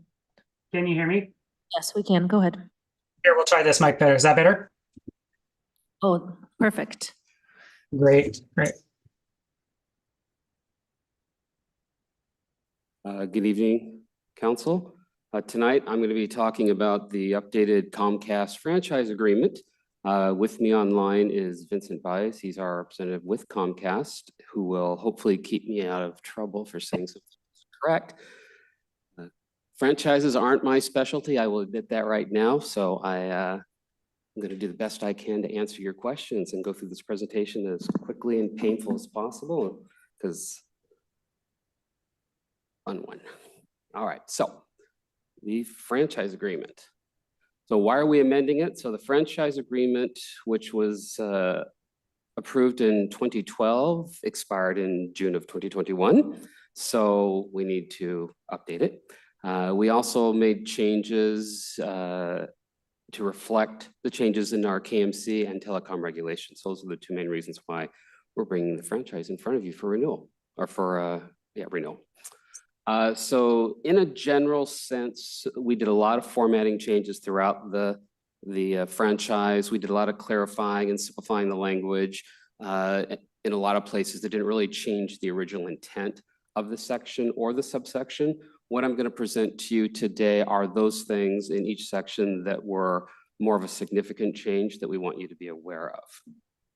And what I propose to do is I'm going to go through each section, line item by line item, word by, no, I'm going to go through, I'm going to go through each section. Then after I'm done with that section, I'll ask if council has any questions, just so if you have them, they're fresh in your mind. You don't have to go back and go, what was title section 1 again? I don't remember. So I'm trying to make this fun because it's a franchise agreement.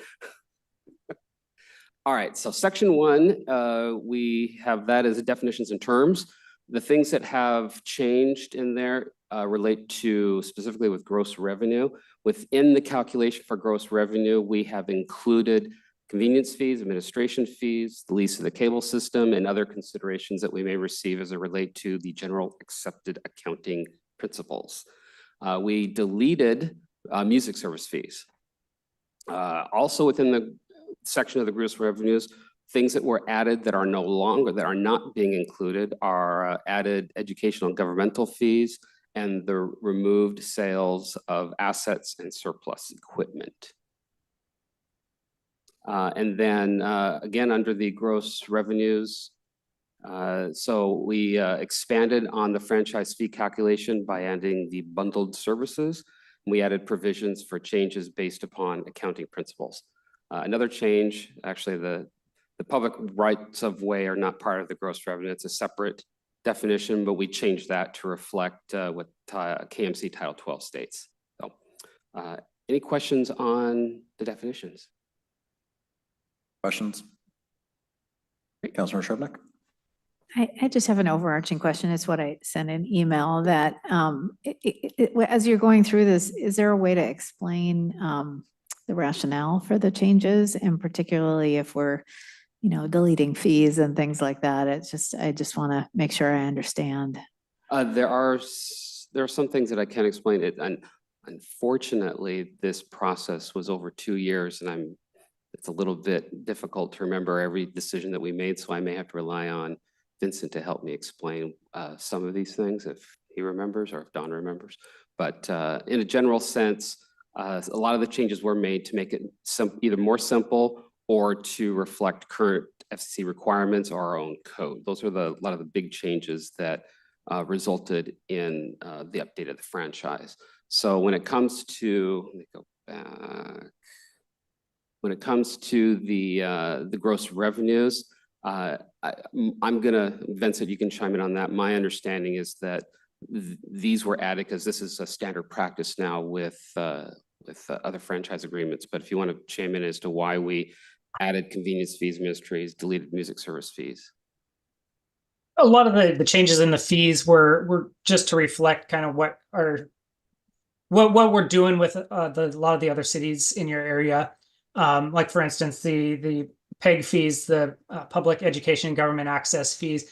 We're not currently collecting PEG fees in the city because there's no PEG channel. And so removing that as gross revenue, essentially if we were including that as gross revenue and you started up an access channel, we'd be paying a fee on a fee. So we'd be collecting that PEG channel fee from the customers, and then we'd be calculating it as gross revenue and then requiring a fee of the customers to pay the fee on that fee. So ultimately all these fees are collected from the customers. And so we're kind of clarifying what's in, what's out, what makes sense to be a line of revenue, what's not a line of revenue, such as some of these fees. Don't know if that made it clearer or made it more complicated. So It does. I guess the upshot is kind of what you said there, that these fees are passed on to the customer, and it'd be helpful for me just putting myself in that perspective, you know, what is the impact of these? Do we have any sense on the impact of the changes in fees? Is it more? Is it less? Is it dramatically more or less? So yeah, so I've got a few calculations. So on our franchise fees, the fourth quarter of last year, Comcast paid, basically collected from customers and remitted to the city $60,890 in franchise fees. And that's calculated based upon a 5% maximum cap on what is considered gross revenue. So in these changes that we're doing, it should be fairly revenue neutral moving forward. So you shouldn't be seeing much different change. We're collecting between 60 and 60, 62,000 per quarter in franchise fees that are getting remitted to the city. Any other questions? So section 2 is the grant of a franchise, previously called grant of authority. This clarifies that the grantee is to obtain city approval for providing any non-cable services if required by law. It changes the term of the franchise to 10 years versus the current franchise, which is 7 years with a 2-year extension. This one, of course, I said it was 10 years and there's no option for an extension on that. This also expands the requirement for petitioning equity and granting franchises to other cable providers. Any questions on section 2?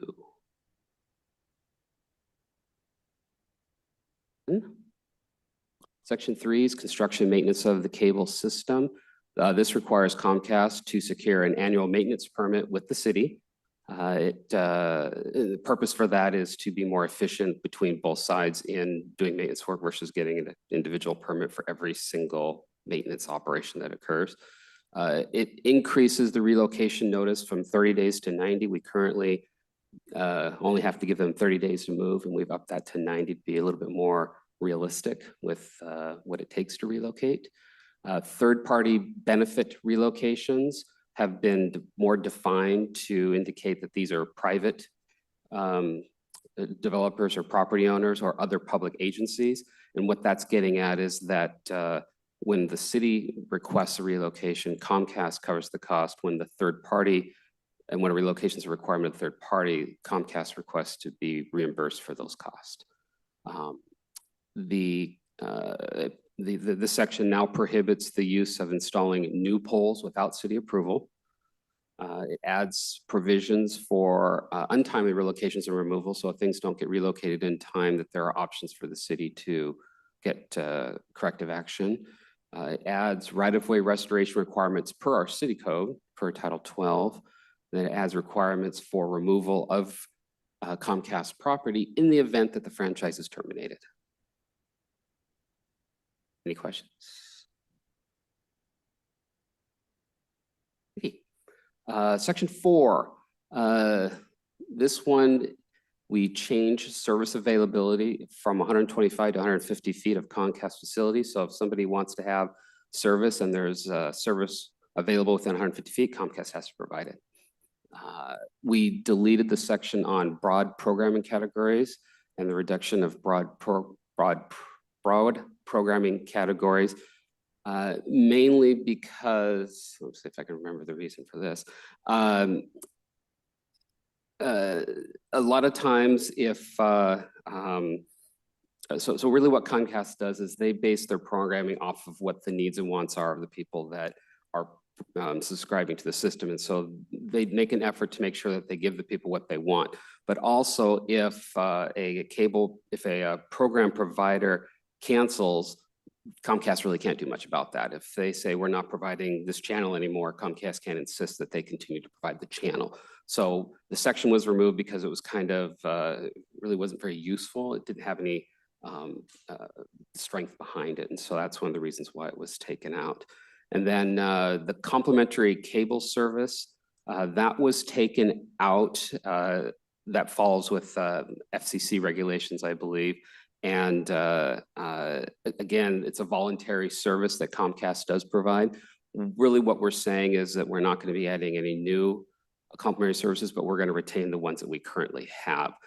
and cover it elsewhere in the event the FCC says they can't be allowed any longer, then there are provisions to take that out. So did I get that correct, Vincent? Yeah, that's pretty good. Any questions on section 4? Great. There are no significant changes to 5 and 6. 5 are rates, fees, charges, deposits. 6 is customer service. Customer service did change, that was spelled out specifically in how it was supposed to be performed. Now we just refer to FCC requirements for how they're supposed to provide customer service. So that's the big change in 6. I should have noted that there. Section 7, oversight and regulation. So this establishes steps if applicable laws are changed. It really wasn't very clear in the old one. So now we say, what happens if the laws change? What do we do? Bundled services, as I noted, those were moved to definitions. So that's more explained in the definitions.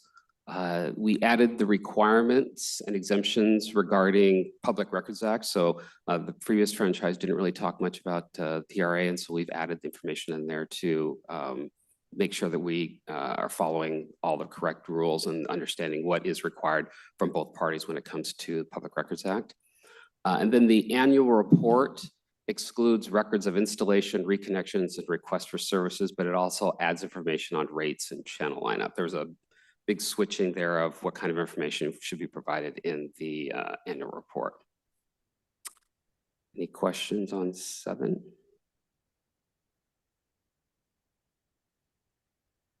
Section 8 is the transfer or renewal of franchises. We didn't make any significant changes there. Any questions on section 8? Great. Section 9, insurance and indemnification. Insurance requirements were increased to $5 million. This is, I believe, a WCIA recommendation. Section 9 allows for access to the grantee's full insurance limit. So if Comcast has insurance for $10 million on a specific issue, then we do have access to that.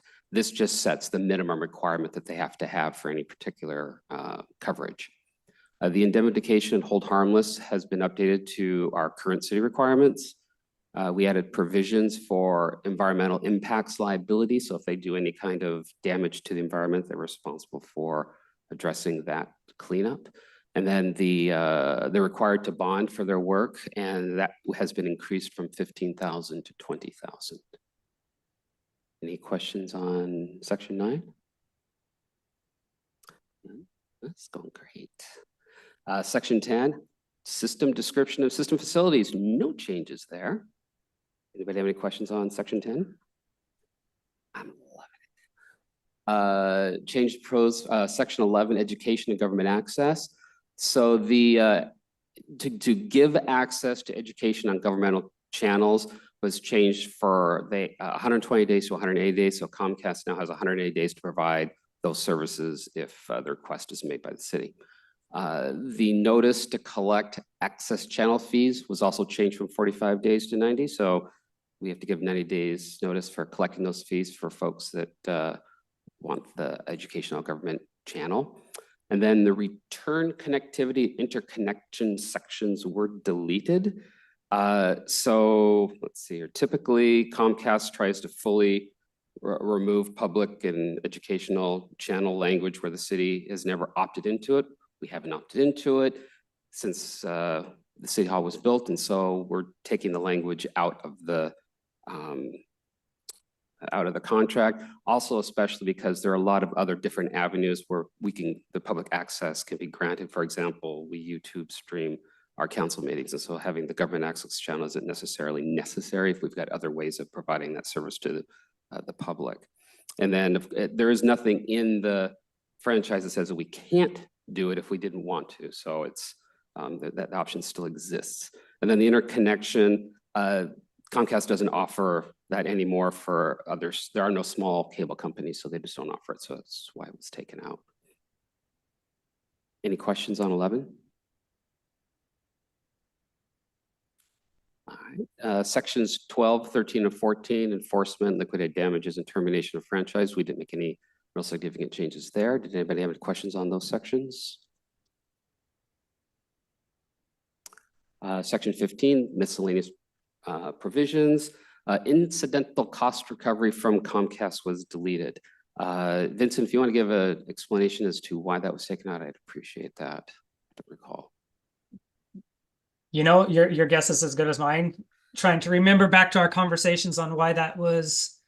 I think it's just something that's never been acted on, never been used, and so yeah, I apologize. I don't recall why we didn't, or why we deleted that. So I know that we've never used it, so I don't recall myself. I'm going to guess it's just simplifying the franchise because it's a provision that's never been used, and so we haven't. So we took it out. yeah, and Dawn was okay with it, and she's, you know, as a contract attorney, so.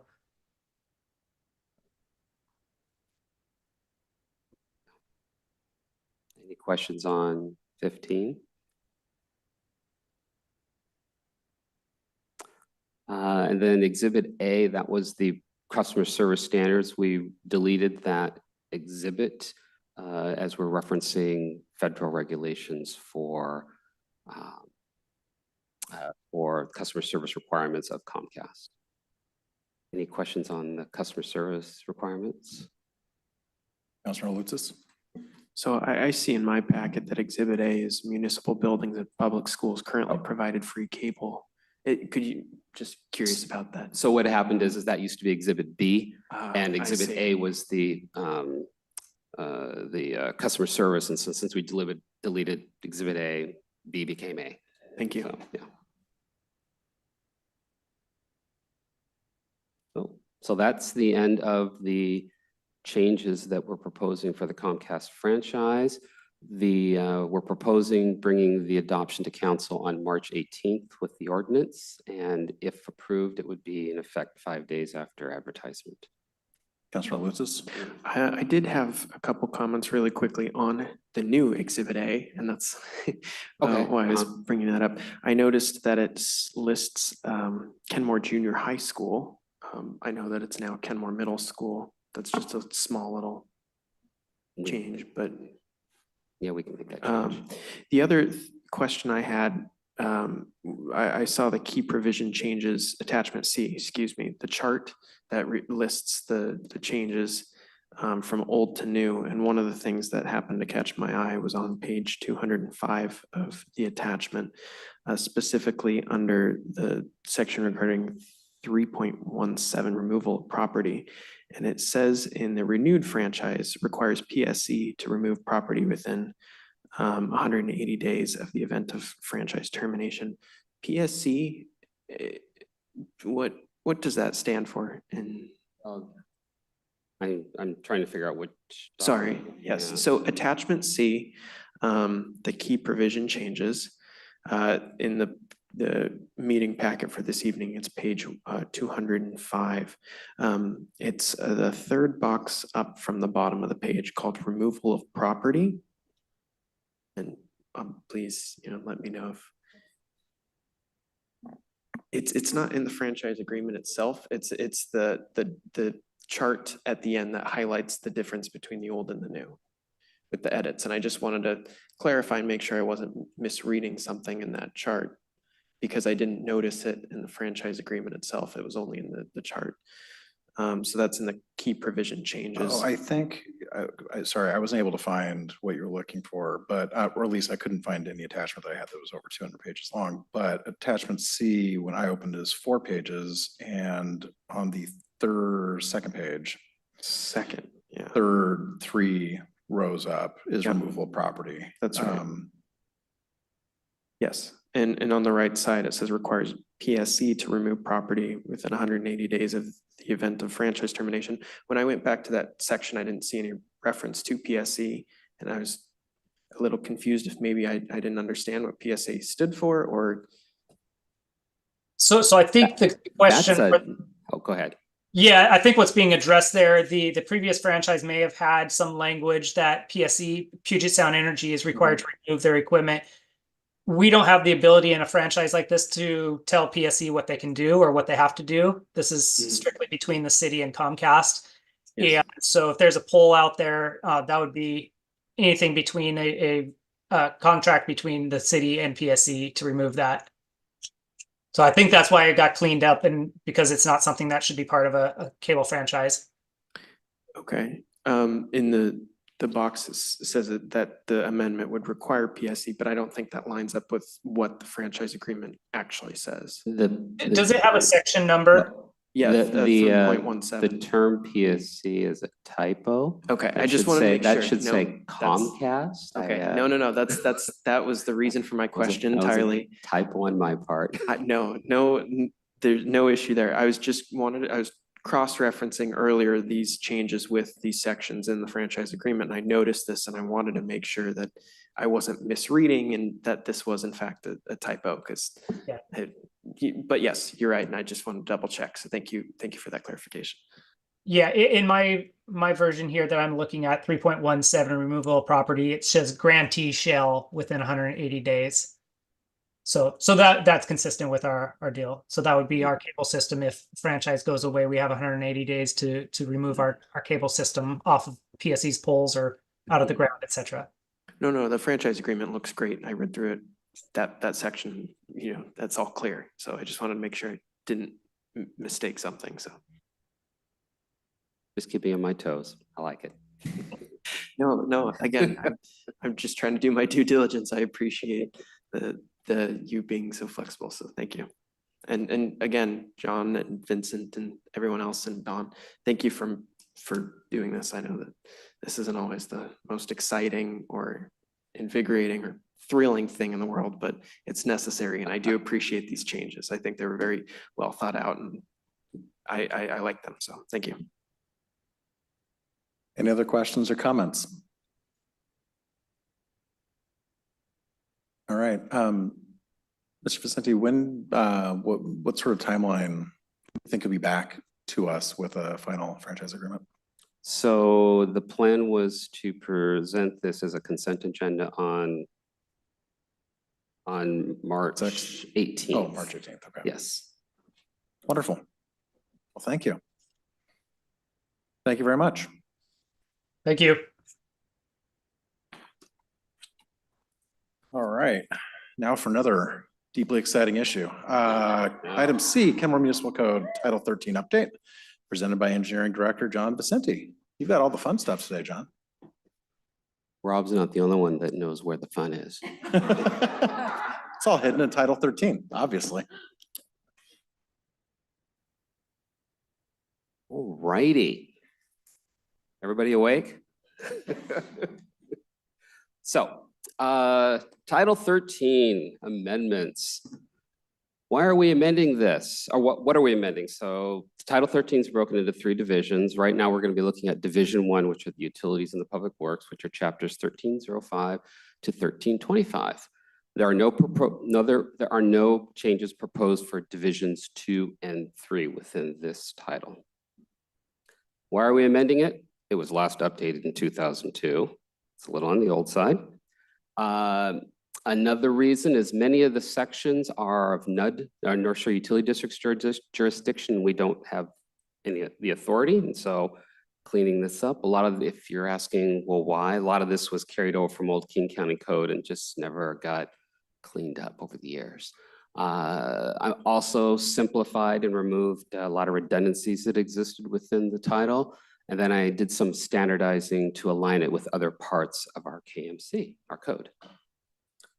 So I'm going to go through each chapter and each section and just kind of explain the highlights of the things that I changed. There's a lot of changes that were made, and I'm not going to go through every single one. A lot of it's pretty clear. Chapter 13.05, side sewer work and connections.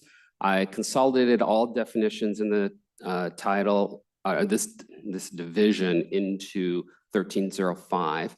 Sections 20 through 70, I replaced all the authorities listed in there with North Shore Utility District and to the city where it was appropriate. There are some areas where the city actually does have some authority, and so I made sure to add that in there, or the potential for allowing the city to have authority was in our best interest, so I added those in there. I clarified when people need to connect to a public sewer system versus a private system. And then I referred to the North Shore Utility District's code and other parts of our KMC as part of this section.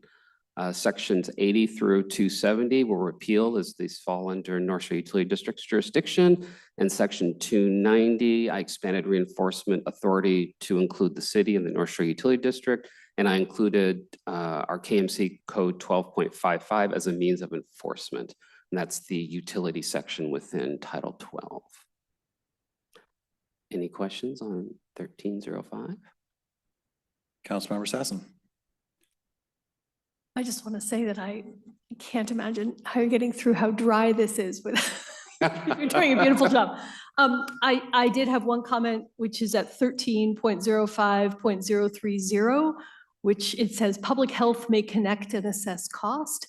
I find the use of public health there to be not consistent with the definitions. I feel like it needs to say public health department or director of public health. See what I'm saying? Yeah, just making sure that the terms that we're using are clarified. Are Well, consistent. actually, what section are you talking about? I'm looking at 13.05.030. It starts public health may connect and assess cost. I just think the entity, you don't mean all of public health, you mean something specific. And I just thought it. Yeah, I'm probably missing a word there. Public health It's basically the department. equivalent of a typo, so forgive me for nitpicking. Thank you. That's all. Gotta make it exciting somehow.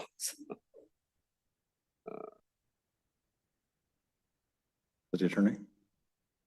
And Mr. Mayor, if I may just clarify, so your comments, again, they go to section 13.05.030, the very first words. So what it says is whenever the public health or public safety requires.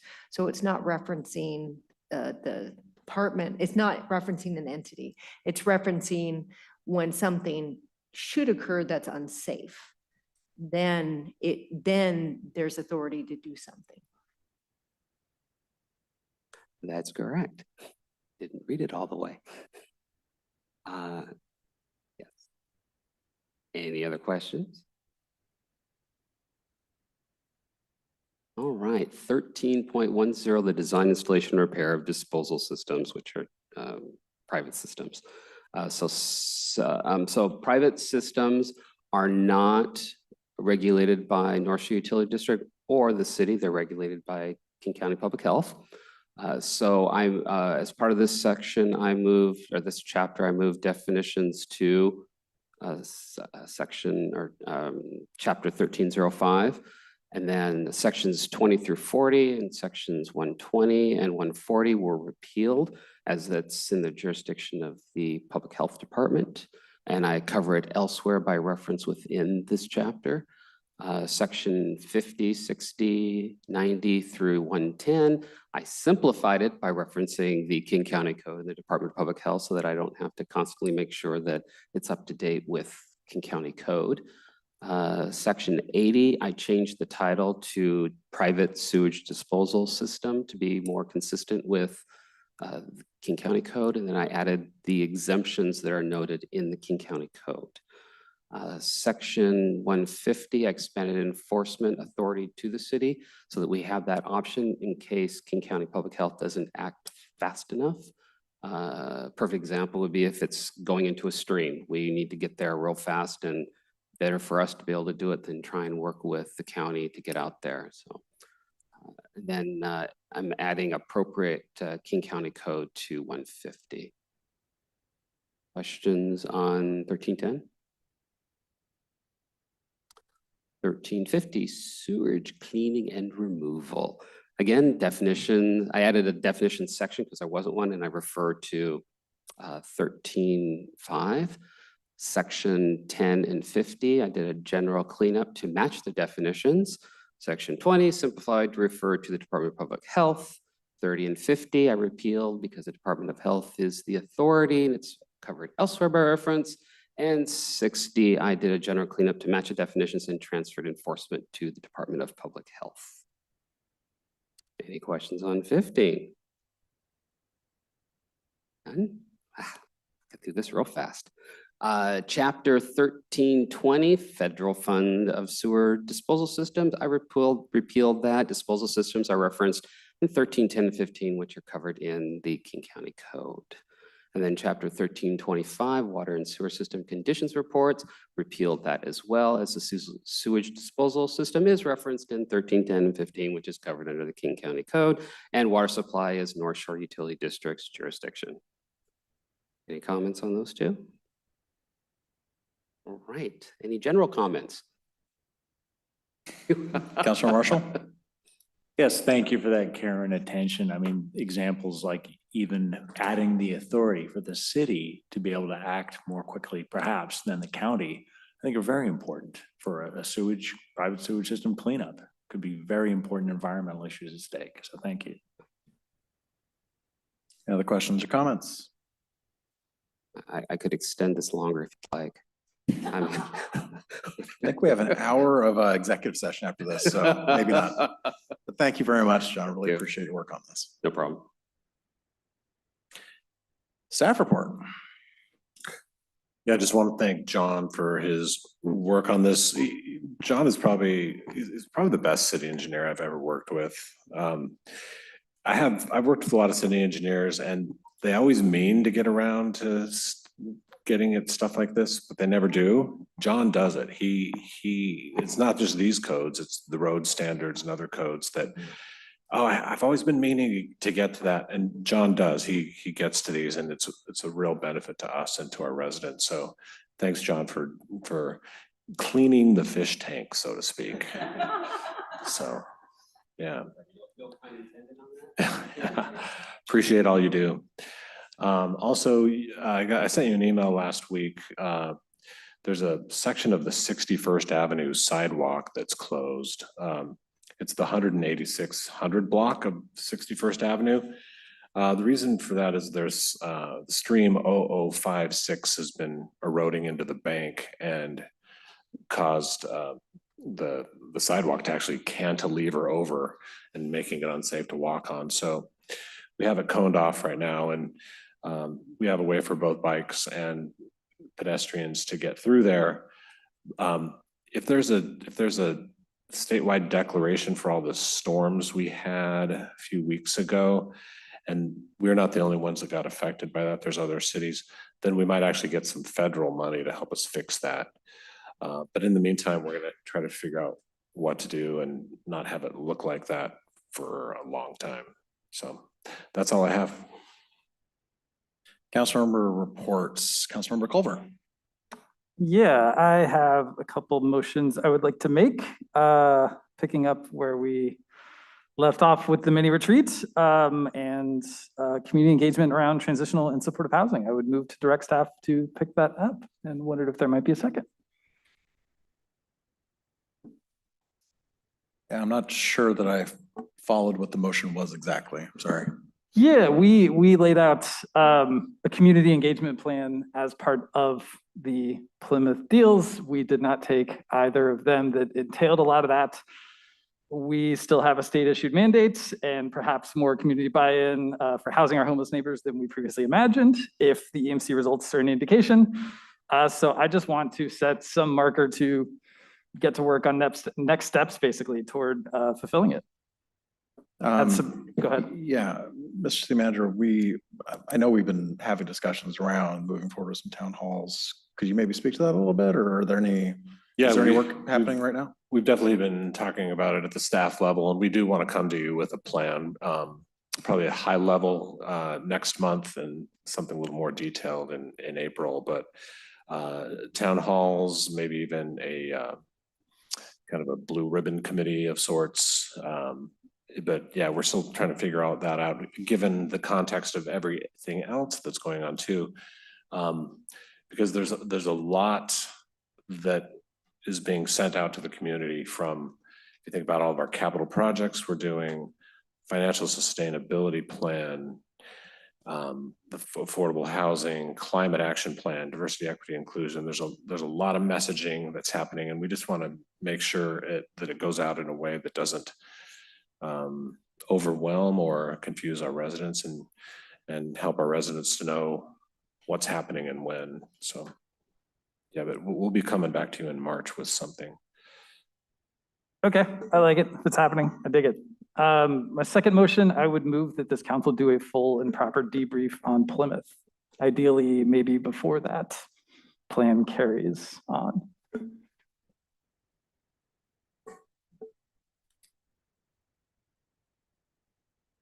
Motion dies for lack of second. Anything else, Councilmember Culver? Noted for the record, nothing further. Thank you all. Councilmember Marshall?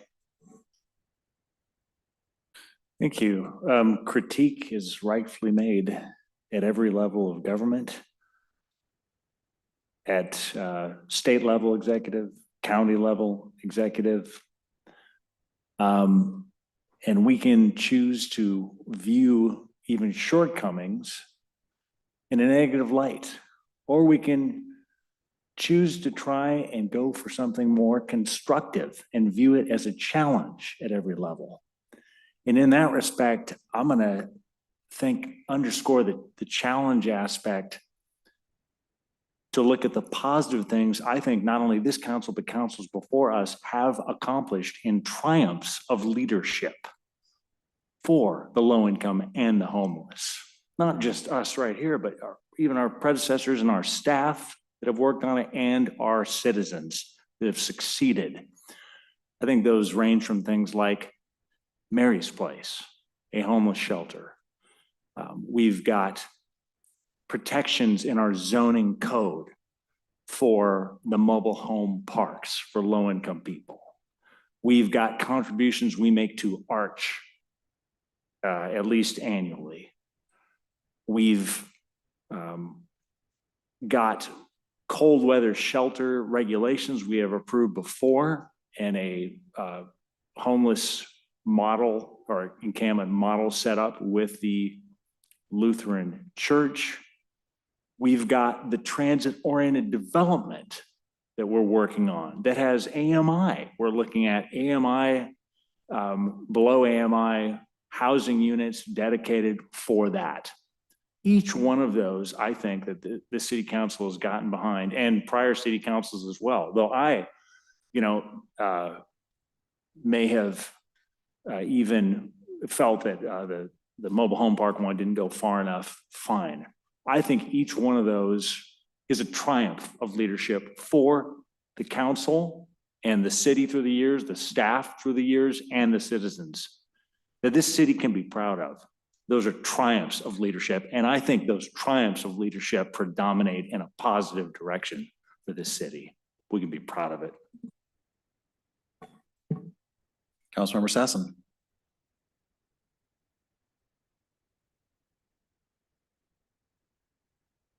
I think I'll let that sit. Thank you. Councilmember Shrubnik? Well, I appreciate Councilmember Marshall's statement, and I really like the reframe. I think, the additional challenge, just to put a pin on it, that Councilmember Culver mentioned is, so what do we do now to demonstrate our commitment? And I look forward to laying out the plan for that. So I know that our city manager and staff have been working diligently on that. And my only committee update is that I'm kind of excited to have the Regional Policy Committee meeting this Wednesday. And among other things, we'll be reviewing the Crisis Care Center levy implementation plan, which is very exciting. And of course, our North King County site was out of the gate even before the levy was passed. But so trying to connect the dots between what we've done uniquely in the North End with regard to siting and with regard to our RACER program, our mobile crisis program, where we've kind of gone it alone in the absence of without significant regional support. So we're looking forward to connecting those dots. Councilmember Lucis?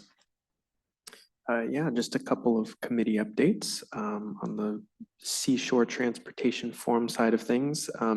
No significant action has been taken, although the state did provide a presentation on a recent survey and study on the composition of ferry users in our region. So there's more clarity on who's using that water-based mode of transportation. As for the East Side Transportation Partnership, there was a very nice presentation about the coming of East Rail activation for Sound Transit, which will be the stretch from Bellevue to Redmond coming in spring 2024. They haven't set a specific date yet, so I'll make sure to keep you and the community in the loop on that, the rest of the council here, when that's finalized, as I'm sure Mayor Herbig will as well, since he also sits on that committee.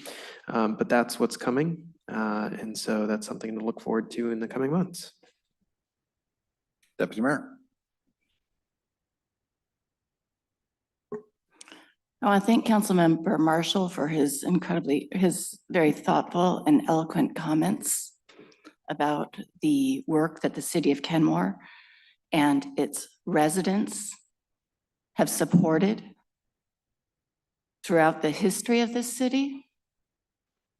I like the reframe. I appreciate Councilmember Srebnick's towards how are we going to move forward. And I'm going to just step back a minute and remind everyone here.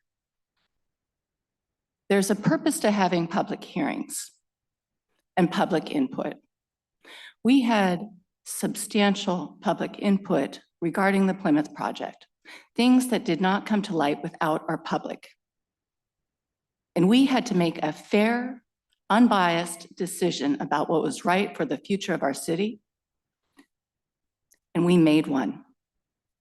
Listening to our community and being shamed by our county executive and our governor and members of the Democratic Party throughout our region is really galling. We are a democracy. It is our duty to be inclusive and not finger point and shame our neighbors. Yes, there were neighbors who said horrible things that I did not agree with, but many brought forward things that were very important for us to listen to. And this was a long-term decision, a $42 million decision that was going to serve 100 people who maybe 10 would be from our region, from our city, based on the facts and data of who are homeless or in need in our community. So I want to thank Councilmember Marshall for opening the door, because I was holding back and I was not going to say something, but I believe in our community and we as a council have your back on all sides. Those of you that supported Plymouth, I hear you. But this was a nuanced, incredibly important decision. We cannot shame each other. We must come together. We must listen to each other and bring forward the best decisions and be leaders. Standing back and being shamed for listening to our voters is not something, I'm not going to stand for it. We have a caring, compassionate community that got engaged. We might not all agree. This was a painful, painful project. I want to thank Councilmember Marshall for opening the door, because I was not going to say anything. We must pay attention to our role as members of our council and democracy. When we say your voice matters, it does. It is our duty to listen. There were concerns that were raised that I certainly hadn't considered until our public came forward. That's what democracy is about. 2 public hearings. We were having those hearings to evaluate and make a judgment. So I am thankful to our community. This council has your back, all of you on both sides. This isn't the end of our work for affordability and ending homelessness. This is only the beginning. When we have people coming together, we must keep them engaged so that we can work to create the Kenmore we will always call home, that serves our community and region. We are a part of a whole. But yes, thank you, Councilmember Marshall, because what you said, I wasn't going to say anything tonight. I believe in us. I said it already. I believe in our staff. I believe in our community. I believe in this council. We are doing good things. And we're going to get stronger. And we have learned from this. And we're going to keep going. So this is not the end of our work on affordability and homelessness. Thank you. All right, as Councilmember Lucis said, there was an ETP meeting and I am looking forward to when they finally get a date riding on East Rail, even though it won't reach Kenmore. I think it's exciting and I applaud King County Councilmember Balducci for leading the effort to at least get that segment going before they could connect it to the rest of the system into Seattle and up north to Linwood. And I will be attending my first ever Public Issues Committee representing Kenmore on the SCA PIC committee. We're having our first meeting on Valentine's Day, which is a lovely way to spend that evening. Looking forward to it. I'll go buy myself some chocolates while I do a Zoom meeting. Nothing too exciting on that agenda. We'll be setting the meeting schedule for the year, getting a legislative update, approving the regional board and committee appointments, and getting some other updates and orientations to pick. So looking forward to that new piece of work and working with a lot of the folks there because it's an interesting group of people. Kenmore City Council is now going to enter into executive session pursuant to RCW 42.30.110(1)(I). The City Council will now enter into executive session to discuss potential litigation. This executive session is slated to last 60 minutes. The executive session is slated to last 45 minutes. No final action is expected.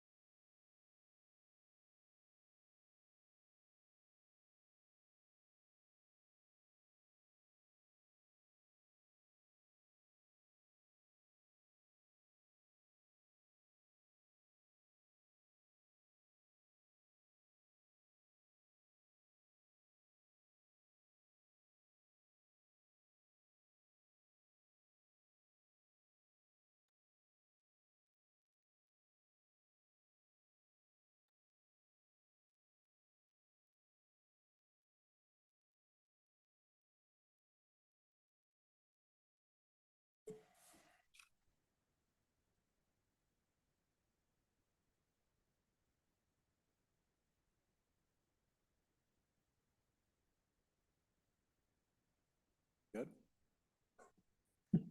Kenmore City Council has exited executive session. No action is being taken. And with no more business to come before us, the city council is adjourned.